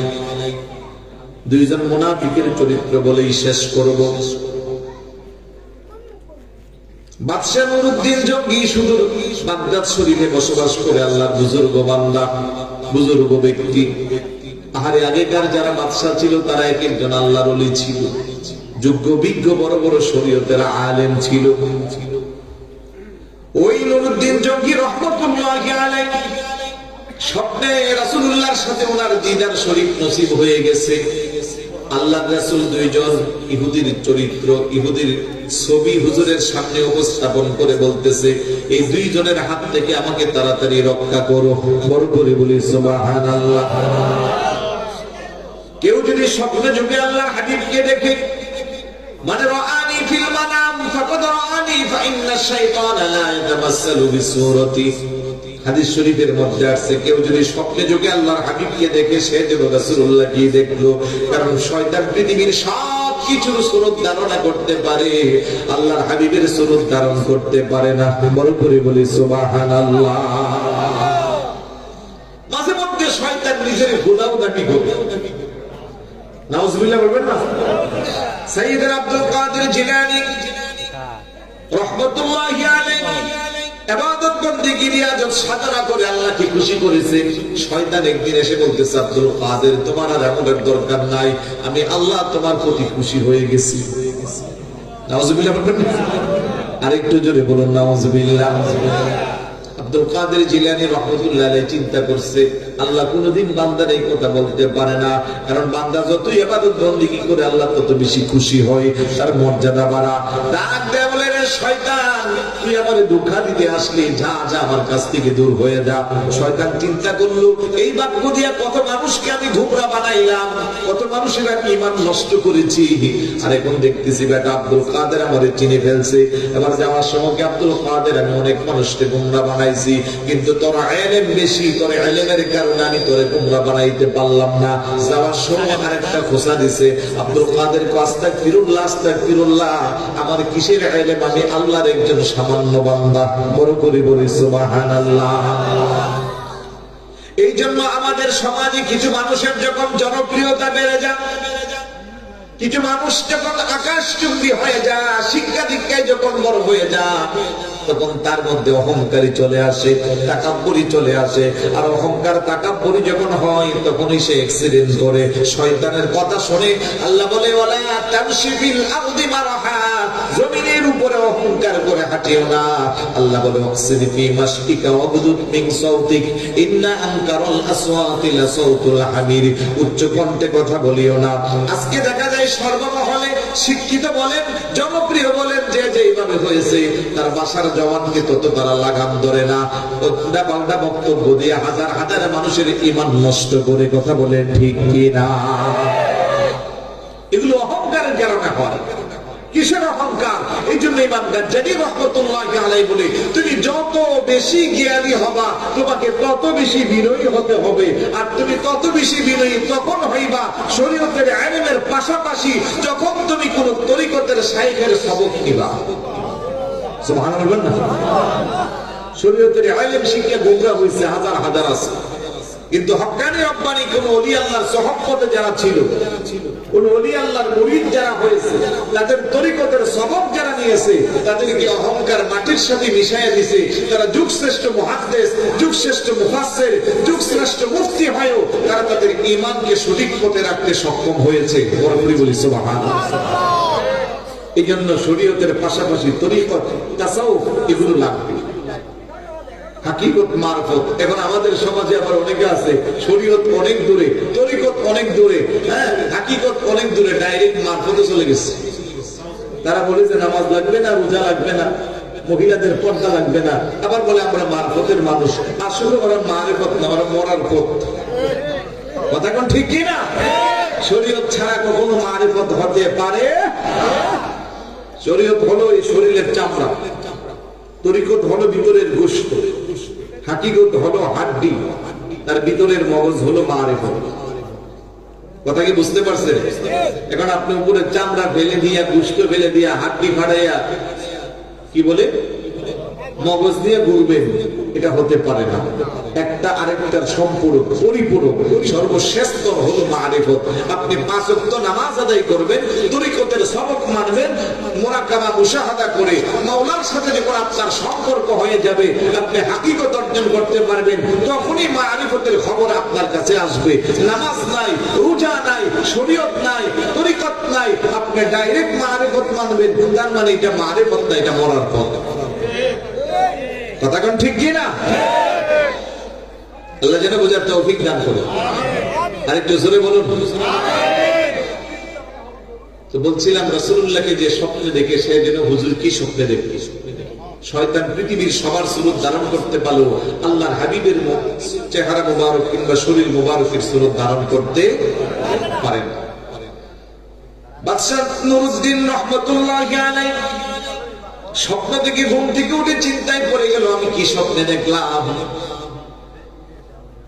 চিন্তায় পড়ে মনে মনে ভাবলো, রাসূলুল্লাহকে স্বপ্নে দেখলে সত্যই দেখা হয়, মিথ্যা হয় না। তারপরেও মনের সন্তুষ্টির জন্য পরের দিন ওযু বানাইয়া নামাজ আদায় করে তাসবিহ তাহলিল জিকির আজকার করে রাতের বেলায় ঘুমাইছে। আবার একই স্বপ্ন দেখতেছে আল্লাহর হাবিব দুইজন ব্যক্তিকে দেখাইয়া বলতেছে, তাদের কাছ থেকে আমাকে হেফাজত করো। বড় করে বলি সুবহানাল্লাহ। তৃতীয় দিন আবার একই স্বপ্ন দেখলো, চিন্তায় পড়ে গেল, ব্যাপার কি? রাষ্ট্রের প্রধানমন্ত্রী উজিরে আজমকে ডাক দিল, ডাক দিয়ে বলল, পরপর 3 দিন আমি একই চরিত্রের স্বপ্ন দেখেছি, এখন কি হতে পারে? আহারে বাগদাদের যিনি বাদশাহ, যিনি প্রধানমন্ত্রী, যিনি উজিরে আজম, উনিও তো বড় আল্লাহর ওলি। কথা কোন ঠিক কি না? মুরাকাবা মুশাহাদা করে বলে, বাদশাহ আর এখানে থাকা যাবে না, চলুন আমরা মদিনা শরীফ চলে যাই। মদিনা শরীফ যাওয়ার পরে নিশ্চয়ই তার রহস্য উদ্ঘাটন করা যাবে। প্রায় 15,000 অশ্বারোহী সৈনিক, আরো কিছু ভিআইপি সৈনিক নিয়ে রওনা দিয়েছে মদিনাতুল মুনাওয়ারার উদ্দেশ্যে। যেতে যেতে কাফেলা নিয়ে প্রায় 15 দিন হয়েছে, কারণ তখন তো বিমান ছিল না, গাড়ি ছিল না, পায়ে হেঁটে হেঁটে, ঘোড়ায় চড়ে, উঠে চড়ে আস্তে আস্তে যেতে হইতো। কথা কোন ঠিক কিনা? মদিনা শরীফে তখন লোকের বসবাসের সংখ্যা প্রায় 1 লক্ষ। নুরউদ্দিন জঙ্গি রাহমাতুল্লাহি আলাইহি কাফেলা নিয়ে মদিনায় প্রবেশ করে নতুন কোরআন করে দিল। মদিনা শরীফ থেকে আজ থেকে কেউ বের হতে পারবেন না, তবে ভিতরে মানুষ প্রবেশ করতে কোনো বাধা নাই, ভিতরের মানুষ কেউ বের হতে পারবে না। চতুর্দিক দিয়া সৈন্য বাহিনী দিয়া কড়া নিরাপত্তা করে দিল। চিন্তায় পড়ে গেল, আরে কি জিম্মাদারি আল্লাহর হাবিবের পক্ষ থেকে এসেছে। উজিরে আজমের সাথে সিদ্ধান্ত নিল যে, হুজুর, যে 2 ব্যক্তির ছবি আপনার সামনে দেখানো হয়েছে, তাদেরকে দেখলে চিনবেননি? নুরউদ্দিন জঙ্গি রাহমাতুল্লাহি আলাইহি বলে, কেন চিনব না? পরপর 3 রাত তাদেরকে দেখানো হয়েছে, তাদের পা থেকে মাথা পর্যন্ত সব আমার মেমোরিতে এখন সারাক্ষণ বাসে। বলল, তাহলে একটা কাজ করা যায়, আমরা একটা খানা জেফতের আয়োজন করব, রাষ্ট্রের সকল মানুষকে দাওয়াত দিব, আর প্রত্যেক টেবিলে যখন বেসের পর বেস বসবে, আপনি ঘুরে ঘুরে ওই 2 জন মানুষের সন্ধান করবেন। সুবহানাল্লাহ। রাষ্ট্রীয় কোষাগার থেকে বিশাল বড় মেজবানির আয়োজন, খানা জেফতের আয়োজন, হাজার হাজার মানুষ আসতেছে। কোন বর্ণনা নাই 3 দিন, কোন বর্ণনা নাই 7 দিন পর্যন্ত একটানা লাগাতার সবাইকে খাওয়াইছে। আর বারবার মাইক দিয়ে ঘোষণা করা হচ্ছে, অ্যানাউন্স করা হচ্ছে, রাষ্ট্রের একজনও যেন বাকি না থাকে, সবাই যেন দাওয়াতে শরীক হয়। 1 সপ্তাহ পর্যন্ত দাওয়াত খাওয়াইলো। বাদশাহ নুরউদ্দিন জঙ্গি রহমাতুল্লাহি আলাইহি চিন্তা করে না, উজির আজম বলে ব্যাপার কি, লক্ষ লক্ষ মানুষ দেখলাম, ওই দুইটা মানুষকে তো দেখলাম না। এবার ভালো করে বিজ্ঞাপন দেওয়া হলো, চতুর্দিকে অ্যালাউন্স করে দেওয়া হইল, কেউ যেন বাকি না থাকে, সবাই যেন আসে। অনেক তল্লাশির পরে চতুর্দিক দিয়ে খবর নিল যে বাদশার মেজবানির মধ্যে, জেফতের মধ্যে কেউ অনুপস্থিত থাকলে তাদের নাম ঠিকানা লিপিবদ্ধ করা হোক।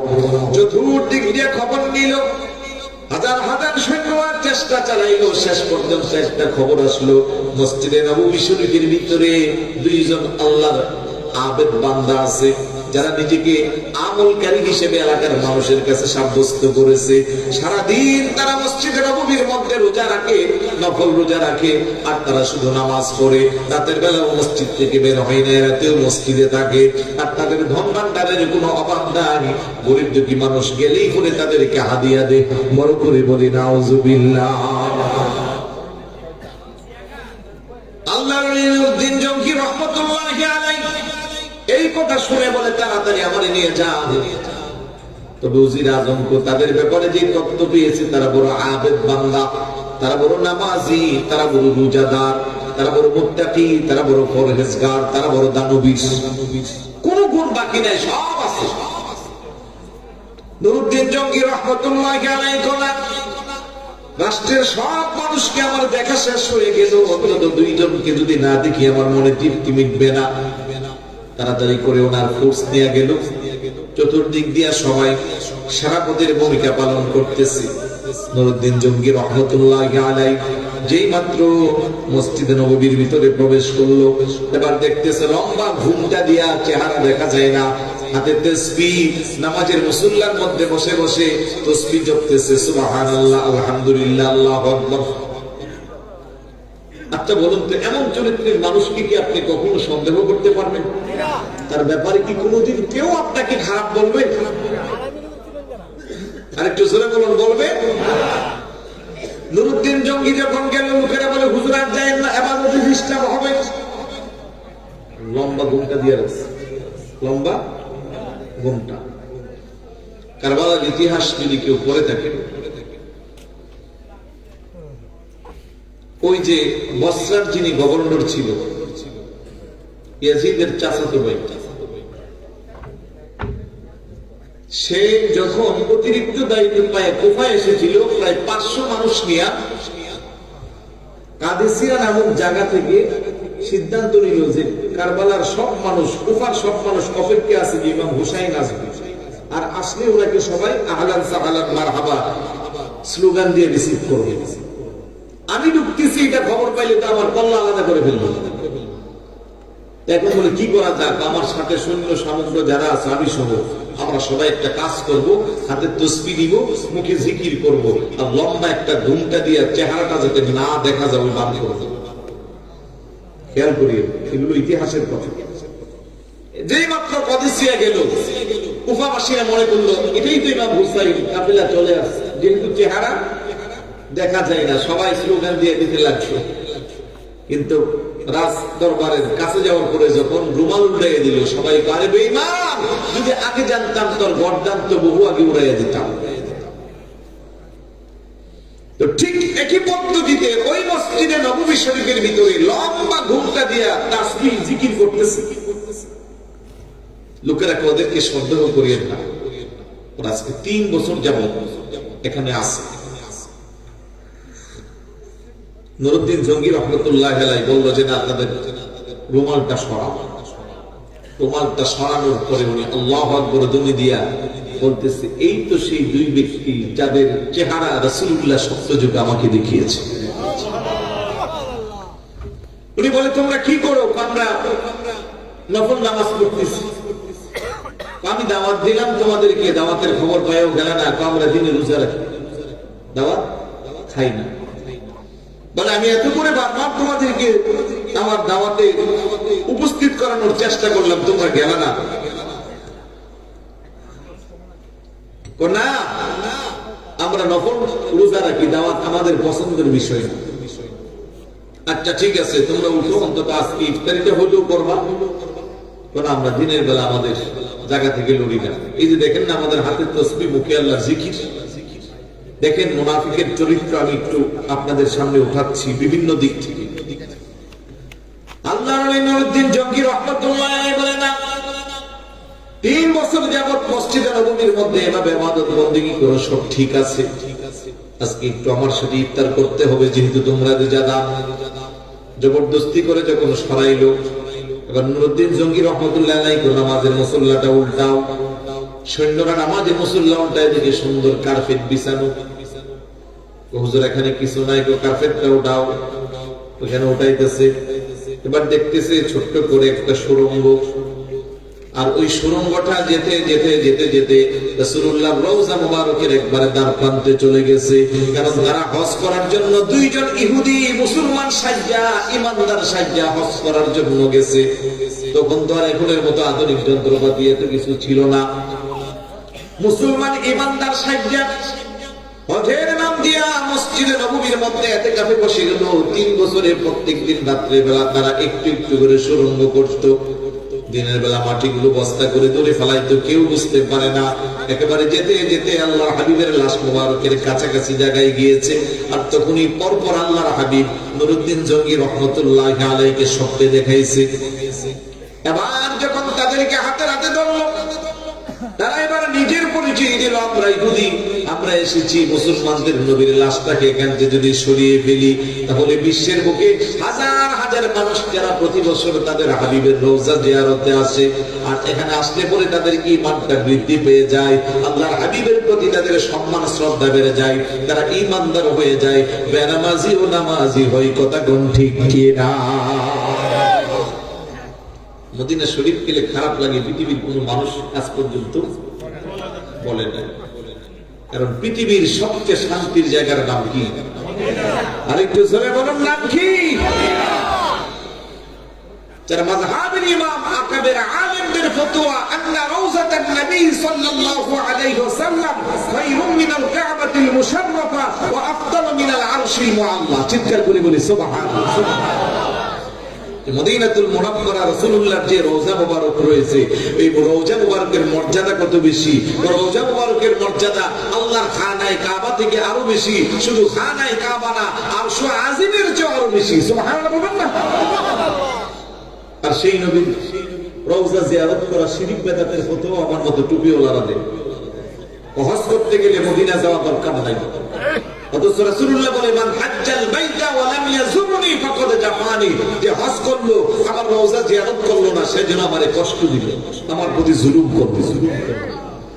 নাউজুবিল্লাহ বলেন।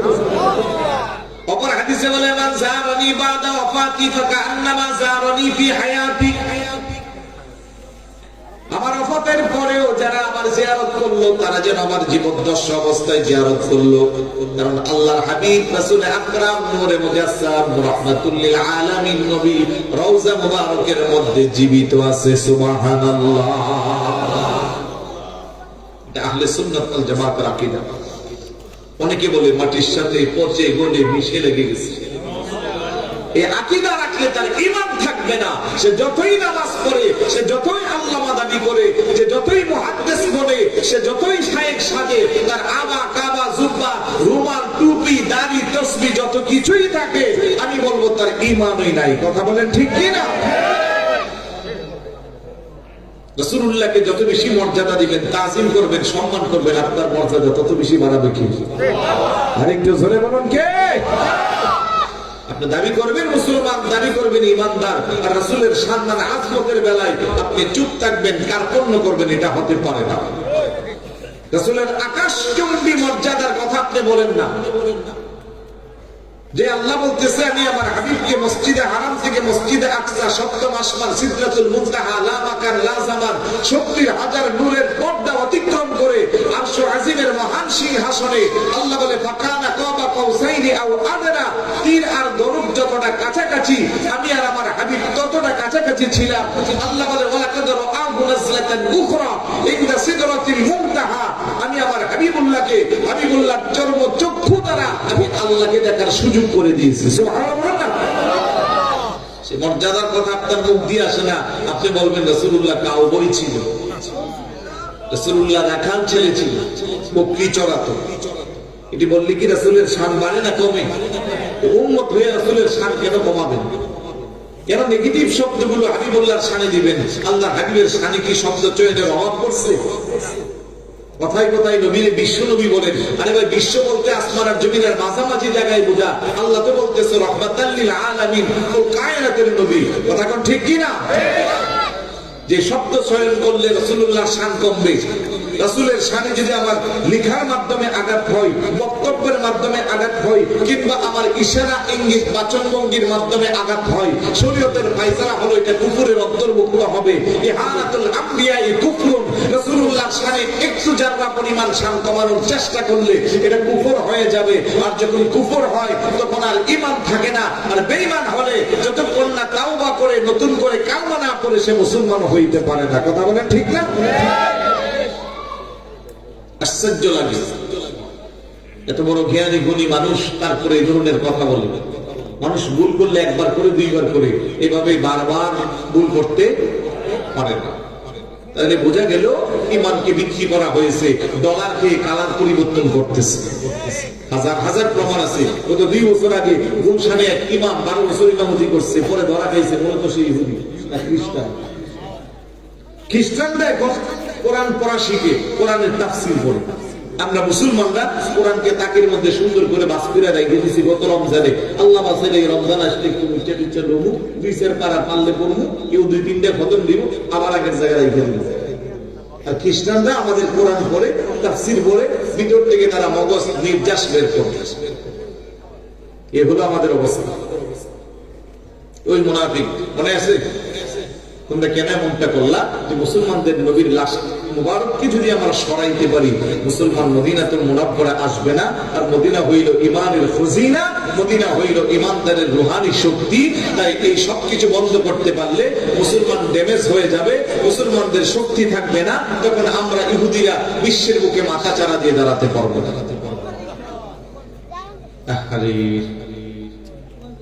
এই জন্য মনসা যে কিচ্ছা কাহিনী পেয়ে হাসাইন না কান্দেন না ওয়াসপিরা টান নাম দিয়া হাদিয়া বেশি করে লয়ে যায়, দাওয়াত বেশি। কোরআন হাদিসের কথা বললে আপনাদের ভালো লাগে না, ডিস্টার্ব করেন শুধু। মনোযোগ আছে নি? ইহুদির চরিত্র দেখেন কত খারাপ। গোটা পৃথিবীতে এখন 70 লক্ষের মতো ইহুদি আছে, আরো কম, বেশি না। আর মুসলমান আর অন্য অন্য সব মিলে আছে 700 কোটি প্লাস। 700 কোটি, ওরা 1 কোটিও না, কিন্তু গোটা পৃথিবীর মাথা চাইরা খাইতেছে। এই যে ইসরায়েল, ইহুদি রাষ্ট্র, তাদের পণ্য দিয়ে গোটা পৃথিবীকে আমাদেরকে ক্যাপচার করেছে। আমরা নামাজ পড়ি, রোজা রাখি, আল্লাহ জানে এগুলা কবুল হয় কিনা, কারণ তাদের সব পণ্য আমরা ব্যবহার করি। আর আমাদের পণ্য টাকাগুলো নিয়ে আমার ভাই ফিলিস্তিনের মুসলমানদের রক্তের উপরে তারা সাঁতার কাটতেছে। তারা অস্ত্র ক্রয় করে মুসলমানদেরকে পাখির মতো শিকার করতেছে। এগুলো বললে আমরা অনেকে আবার অনেক কিছু বলে ফেলি, বলে অমুকে করে না, অমুকে করে না। কেউ না করুক, আপনি ইমানদার হিসেবে আপনি থাকার চেষ্টা করেন। তাদের পণ্যগুলো বয়কট করেন। তাদের ফিনান্সিয়াল সাপোর্ট যখন কমে যাইবে, তারা মুসলমানদের উপরে আর চড়াও হতে পারবে না। তো যেই কথা বলছিলাম, শুধু ওই 2 জন ইহুদি, তাদের চরিত্র। কথাটা শেষ করি। নুরুদ্দিন জঙ্গি রহমতুল্লাহ আলাইহি শেষ পর্যন্ত সেই 557 খ্রিস্টাব্দে রাসূলুল্লাহর রওজা মুবারকের চতুর্দিক দিয়া প্রায় 100 টন সীসা দিয়া সুন্দর করে ডালাই দিয়া রাখছে, যাতে কিয়ামতের আগে কেউ কোনদিন আর হুজুরের লাশ মুবারককে চুরি করবে কিংবা হস্তান্তর করবে, স্থানান্তর করবে, এই সাহস যেন না পায়। সুবহানাল্লাহ। এই সৌদি আরব শাসন করত তুর্কিরা। মদিনা শরীফ যারা গেছেন বা গেছেন, এখনো হাইটে গেলে তুর্কিদের অফিস, রাজা বাদশাদের ঘরগুলো এখনো আছে। 200 বছর ধরে বাদশা সৌদ আসার পরে নাম পরিবর্তন করে এক সিস্টেমে চালাচ্ছে। আরেকটা কথা মনে রাখবেন, মদিনা শরীফের রওজার মূল ফটকের আগের যে কাজ ছিল এখনো সেগুলো আছে। এই জায়গার ভিতরে তুর্কি যা করে গেছে কেউ হাত দিতে পারবে না। এটা রাষ্ট্রীয় আইনের সমাধান, না হয় বহুত আগে বহুত কিছু পরিবর্তন করে ফেলত। যেমন জান্নাতুল বাকিতে এখন আপনারা জাননি, সকাল একবেলা বিকাল একবেলা সময় দিয়ে ঢুকবেন আর দৌড়ের মতো বের হবেন। কোথাও দাঁড়ায় আছে সূরা ফাতিহা পড়বেন বা একটু মুনাজাত করবেন, হাতের মধ্যে বাড়ি মারবেন। এই কথা বলি না ভাই, সাপরে খাওয়াই আমি আর 10 মিনিট আছে, তারপরে ইচ্ছা মতো খাওয়াই না। মনোযোগ আছে নি? আপনি দাঁড়াইয়া সূরা ফাতিহা পড়বেন, সূরা ইখলাস শরীফ পাঠ করবেন, মুনাজাত করবেন, সেই সুযোগ নাই। আপনারা দৌড়ের উপরে রাখবে, হাত দিয়ে লাঠি দিয়ে হাতের মধ্যে পিটা মারবেন। রওজা শরীফ থেকে বের হয়ে আসেন যারা, তারা একটু আবেগ নিয়ে হুজুরের রওজা মুবারকের দিকে তাকায় থাকলে ওরা ডাক্তারের ঘোড়ায় পশ্চিম দিকে ঘুরে যায়। কেন রে ভাই? আমরা রাসূলের প্রেম ভালোবাসা মহব্বত আছে বিদায় তো ঈমানদার। আল্লাহ নবী বলছেন আলা আলা ঈমান লিমান লা মুহাব্বাতা লাহু, খবরদার সাবধান, যার ঈমান নাই, আমার মহব্বত যার অন্তরে নাই, তার ঈমান নাই। লা ইউমিনু আহাদুকুম হাত্তা আকুনা আহাব্বা ইলাইহি মিন ওয়ালিদিহি ওয়া ওয়ালাদিহি ওয়ান নাসি আজমাইন। আল্লাহর হাবিব বলে ততক্ষণ তুমি ঈমানদার হতে পারবে না যতক্ষণ টাকা পয়সা দম দৌলত স্ত্রী সন্তান সবকিছুর চেয়ে আমি রাসূলকে তোমার কাছে বেশি মহব্বতের মনে না হবে। তো সেই রাসূলকে আপনি আবেগ মহব্বত দেখাবেন, এটাও সুযোগ নাই। জান্নাতুল বাকিতে প্রায় 10,000 সাহাবী এবং ইমাম মালিক রাহমাতুল্লাহ আলাইহি, খাতুনে জান্নাত মা ফাতেমা রাদিয়াল্লাহু তাআলা আনহা, এইভাবে আরো জলিলুল কদর সাহাবীদের মাজার ছিল। সে মাজারগুলোকে বুলডোজার দিয়ে ভাঙা হয়েছে। মাজারে কি মানুষ পূজা করতে যায়? মাজারে কি মানুষ সিজদা দিতে যায়? মাজারে কি মানুষ অশালীন অনিসলামিক কার্যকলাপ করতে যায়? আপনি রাসূলের হাদিস যদি মানতে চান, আল্লাহর নবী বলে আলা ফাসুরুহা ফা ইন্নাহা তুযাক্কিরুল আখিরা ফা ইন্নাহা তুযাক্কিরুল মাউত। তোমরা বেশি পরিমাণে কবর জিয়ারত করো, জিয়ারতের মাধ্যমে মৃত্যুর স্মরণ হয়, জিয়ারতের মাধ্যমে পরকালের ভয় হয়। এখন আপনি বলবেন হাদিসের ইবারতে কবরের কথা আছে, আপনারা মাজার কেন বলেন? মাজার কাকে বলা হয়? কবর যখন অধিক পরিমাণের জিয়ারত হয়, জিয়ারতের স্থানকে মাজার বলা হয়। এটা একটা পরিভাষা। কারণ এই দেশে আমরা ইসলাম পেয়েছি ওলি আল্লাহর মাধ্যমে। আজ থেকে 800 বছর পূর্বের ইতিহাস নথিপত্র ভূমি অফিসে যাইয়া খুলেন, ওইখানে কোথাও নামের আগে মোহাম্মদ নাই, সবার নামের আগে শ্রী শব্দ ছিল। শাহজালাল ইয়ামানি রাহমাতুল্লাহি আলাইহি যখন এসেছিল, সিলেটে মাত্র 12 জন মুসলমান ছিল। উনি এসে যখন সবাইকে কালেমার দাওয়াত দিল, গৌর গোবিন্দ রাজার লম্বা ইতিহাস, পিতৃ রাজার লম্বা ইতিহাস পারস করছে, আমি সেদিকে যাচ্ছি না। যাকে যাকে মানুষ দুটি খুলে সবাই কালেমা পড়ে মুসলমান হয়েছে। আর তাদেরকে শরীয়ত তরিকত শিক্ষা দিয়েছে খানকা শরীফের মধ্যে। তারপরে নামাজের জন্য মসজিদ বানানো হয়েছে। আজকে আমি মাদ্রাসায় পড়াচ্ছি, আজকে আমি মসজিদে ইমামতি করছি। মসজিদ পাইলাম কি করে, মাদ্রাসা পাইলাম কি করে? এই দেশে মসজিদ আর মাদ্রাসা বানাইছে মাজারওয়ালারা, এটা অস্বীকার করার কোনো সুযোগ নাই। তাহলে হক্কানে রব্বানি ওলি আল্লাহর মাজার কেন আপনি বানবেন? আপনি জিয়ারত কি কেন শিরকের বেদাত বলবেন? হ্যাঁ, তবে যদি মাজারে ভণ্ডামি হয়, মাজারে যদি শরীয়ত বিরোধী কাজ হয়, আপনি এগুলোর দূরে সরাই দিবেন। আর হক্কানি রব্বানি ওলি যদি হয়, আপনি যদি দেখেন লোকটা বেনামাজি ছিল, বেপাশা ছিল, পর্দা ছিল না, শরীয়ত ছিল না, মদ খাইতো, গাঁজা খাইতো, তাকে আপনি ওলি বলতে পারবেন? আর একটু জোরে বলুন, পারবেন? এলে হক্কানি রব্বানি ওলি আল্লাহদের শানে যাদের কারণে আঘাত হয় তাদের দিকে দূরে রাখবেন, কিন্তু হক্কানি রব্বানি ওলি আল্লাহ জিয়ারত করবেন, সমালোচনা করবেন না। যারা মাজার জিয়ারত করে তারা চাই কার কাছে? আর একটু জোরে বলুন, কার কাছে?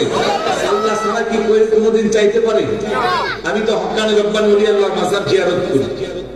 আমি ওমানে যখন গিয়েছি, প্রায় 400 কিলো দূরে গিয়েছি, একজন আল্লাহর ওলির জীবনী আপনারা সবাই শুনেছেন, যিনি মরক্কোর বাদশা ছিল ইব্রাহিম ইবনে আদহাম রাদিয়াল্লাহু তাআলা। ওনার মাজার জিয়ারত করার জন্য সেই সুর শহরে প্রায় 400 দূরে নদীর পাড়ে জিয়ারত করতে গেছি। নবীর একজন সাহাবীর মাজার আছে ওখানে, ওনার মাজার শরীফ জিয়ারত করেছি। আমি কি ওখানে গিয়ে পূজা করছি? আপনি যে মাজার পূজারি বলেন, পূজা করার জন্য প্রথমে তো মন্দির লাগে, আর ওই জায়গায় মূর্তিও লাগে। মাজারে কি মন্দির আছে? মূর্তি আছে? তাইলে আপনি মানুষকে সঠিক কথাটা বলবেন যে আপনি মাজারে যাইবেন, মাজারে যেয়ে শরীর বিরোধী কাজ করতে পারবেন না, মাজারে সিজদা দিবেন না। সিজদা দেওয়ার মালিক কে? আর একটু জোরে বলুন, কে? আপনি সূরা ফাতিহা পড়বেন, আপনি সূরা ইখলাস পড়বেন, দুরূদ শরীফ পাঠ করবেন, চাইবেন আল্লাহর কাছে, মাজার ওয়ালাকে ওসিলা বানাইবেন। যেহেতু মাজারে শুয়ে আছে, উনি হক্কানি রব্বানি ওলি আল্লাহ হইলে তার সম্পর্ক আল্লাহর সাথে, ওনার ওসিলা দিয়া যখন আপনি আল্লাহর কাছে চাইবেন, তাইলে আল্লাহ আপনাকে ফেরত দিবেন না। যেমন মনে করেন আমাকে দাওয়াত দিবেন, আমার নাম্বার নাই, নাজিমউদ্দিন হুজুরের কাছে আসছেন, যে হুজুর কিবরিয়া, হুজুরের নাম্বার আসেনি? বলে হ্যাঁ আছে, অমুক তারিখে একটা দাওয়াত দিয়ে দেন। এখন উনি যদি আমার ফোন দিয়ে বলে ছোট ভাই আমার এলাকায় তোমাকে আসতে হবে, এই ডেটটা লাগবে, আমি তো চোখ লজ্জা হইলেও ওনারে ডাইরেক্ট না করতে পারবো না। যদি ডেট খালিও না থাকে আমি বলবো যে ডেটটা জানাচ্ছি, বুঝিয়া জানাচ্ছি, বা সমস্যা আছে, এই ডেটটার পরিবর্তে আরেকটা ডেট নেন। কারণ আপনি আসছেন ওনাকে মধ্যস্থতা ধরে যে উনিও হুজুর, আর উনি ওনারে মহাব্বত করে উনি না করলে, উনি বললে হয়তো না করবেন না। এটাকে বলা হয় ওসিলা। এটাকে কি বলা হয়? ওসিলা। তো আল্লাহকে সরাসরি আমি ডাক দিলে আল্লাহ শুনবে যে ওইরকম যোগ্যতা হয়তো আমরা অর্জন করতে পারি নাই, কারণ পাঁচ ওয়াক্ত নামাজও ঠিক মতো পড়ি না, হালাল খারাম বেঁচে চলি না, সুদের উপরে জীবন চালাই। তাহলে হক্কানি রব্বানি একজন ওলির দোহাই দিলে আল্লাহ হয়তো ওলির ওসিলা আমাদের হাতটাকে, আমাদের হরিয়ারটাকে কবুল করব। এর বাহিরে কি আমাদের আর কোনো ইচ্ছা আছে? আরেকটু জোরে বলুন, আছে? তাহলে আপনি কেন বলবেন মাজার পূজেন? বলবেন না, একটু চিন্তা করে বলবেন। আপনার বলার কারণে যদি আপনি রং বলেন তাহলে যত পাপ হবে সব আপনার আমল নামায় আসবে। তো বলছিলাম মুনাফিকের চরিত্রের কথা। দেখেন ওই দুইজন শেষ পর্যন্ত ওদেরকে হাজার হাজার মানুষের সামনে শাস্তি দেওয়া হয়েছিল। কোন বর্ণনায় আসছে বিশাল বড় আগুন ধরাইয়া তারপর তাদেরকে প্রকাশ্যে সে আগুনে নিক্ষেপ করা হয়েছে, আর আগুনটা একটানা 11 দিন জ্বলছে। শাস্তি দেওয়া হয়েছে যাতে ভবিষ্যতে আর কেউ কোনোদিন হুজুরের রওজা মুবারকের দিকে খারাপ দৃষ্টিতে না আগায়। তাহলে দেখেন এদের কি চরিত্র ছিল। ওরা সাজ্জে ইমানদার। পৃথিবীর শ্রেষ্ঠ মসজিদ যেখানে 1 রাকাত নামাজ পড়লে 50,000 রাকাতের নামাজের সওয়াব পাওয়া যায়। তারপরে আবার নামাজের মুসল্লা থেকে উঠে না, দিনের বেলা রোজা রাখে। কত বড় পাক্কা ইমানদার। তারপরে হাতের মধ্যে তাসবিহ, মুখের মধ্যে আল্লাহর জিকির, আবার দান সৎকার ক্ষেত্রেও কম নাই। এই চরিত্রের মুসলমান, মুনাফিক মার্কা মুসলমান আমাদের সমাজেও আছে না নাই? আর একটু জোরে বলুন, আছে না নাই? সুতরাং মুনাফিকের জীবন্ত থেকে আমাদের জীবনকে রক্ষা করতে হবে। মুনাফিক হইলে যতই নামাজ পড়েন, রোজা রাখেন, কোনো কাজ হবে না। আল্লাহ যেন আমাদেরকে ইমানদারি জিন্দেগি দান করে, বলুন আমিন। আর একটু জোরে বলুন আমিন। ইমানকে যত বেশি সতেজ করতে চাইবেন, যত বেশি তাজা করতে চাইবেন, হুব্বে মুস্তাফা, ইশকে মুস্তাফা, রাসূলের প্রেম ভালোবাসা হৃদয়ে তত বেশি থাকতে হবে। যার অন্তরে রাসূলের মহব্বত, প্রেম ভালোবাসা যত বেশি, আমার আল্লাহর আদালতে তার মর্যাদা যত বেশি। রাসূলকে সম্মান করবেন, তাজিম করবেন, রাসূলের আনিত বিধানগুলো পালন করবেন। তাহলে সুন্নাত ওয়াল জামাতের আকীদার উপরে আল্লাহ যেন আমাদের সকলকে মৃত্যু পর্যন্ত থাকার তৌফিক দান করেন। আর একটু দরুদ শরীফ পড়ি, আল্লাহুম্মা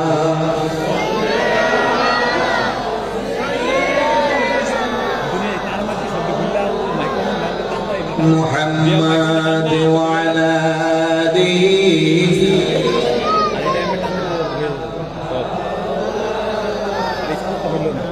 খারাপ লাগতেছে? শুরু থেকে যা বলছি সব মনে আছে? প্রথম দিক দিয়ে বলছিলাম ইমানদারের 5টা গুণের কথা, সূরা আনফালের 2য় 3য় আয়াতের ব্যাখ্যায় মনে আছে? সর্বশেষ গুণটা কি? আল্লাহ মিম্মা রাযাকনাহুম ইউনফিকুন। প্রথম গুণ হলো আল্লাহর জিকির করলে, আল্লাহর ভয়ে তাদের অন্তরে কম্পন সৃষ্টি হয়। 2 নাম্বার কি? কোরআন তেলাওয়াত করলে তাদের ঈমান তাজা হয়। 3 নম্বরে কি? সর্ব অবস্থায় ভরসা কার উপর? 4 নম্বরে কি? নামাজ কায়েম করবে। 5 নম্বরে কি? আল্লাহর দেওয়া সম্পদ থেকে আল্লাহর পথে ব্যয় করবে। এখন আমরা সবাই ঈমানদার, তাতে কোনো সন্দেহ? আরেকটু জোরে বলুন, কোনো সন্দেহ?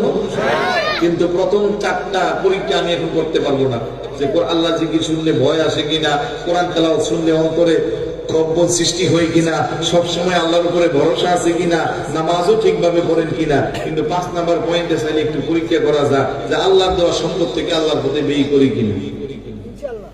করি তো সবাই? এই যে মাহফিলটা হচ্ছে, আপনারা খুশি না বেজার? আরেকটু জোরে বলুন।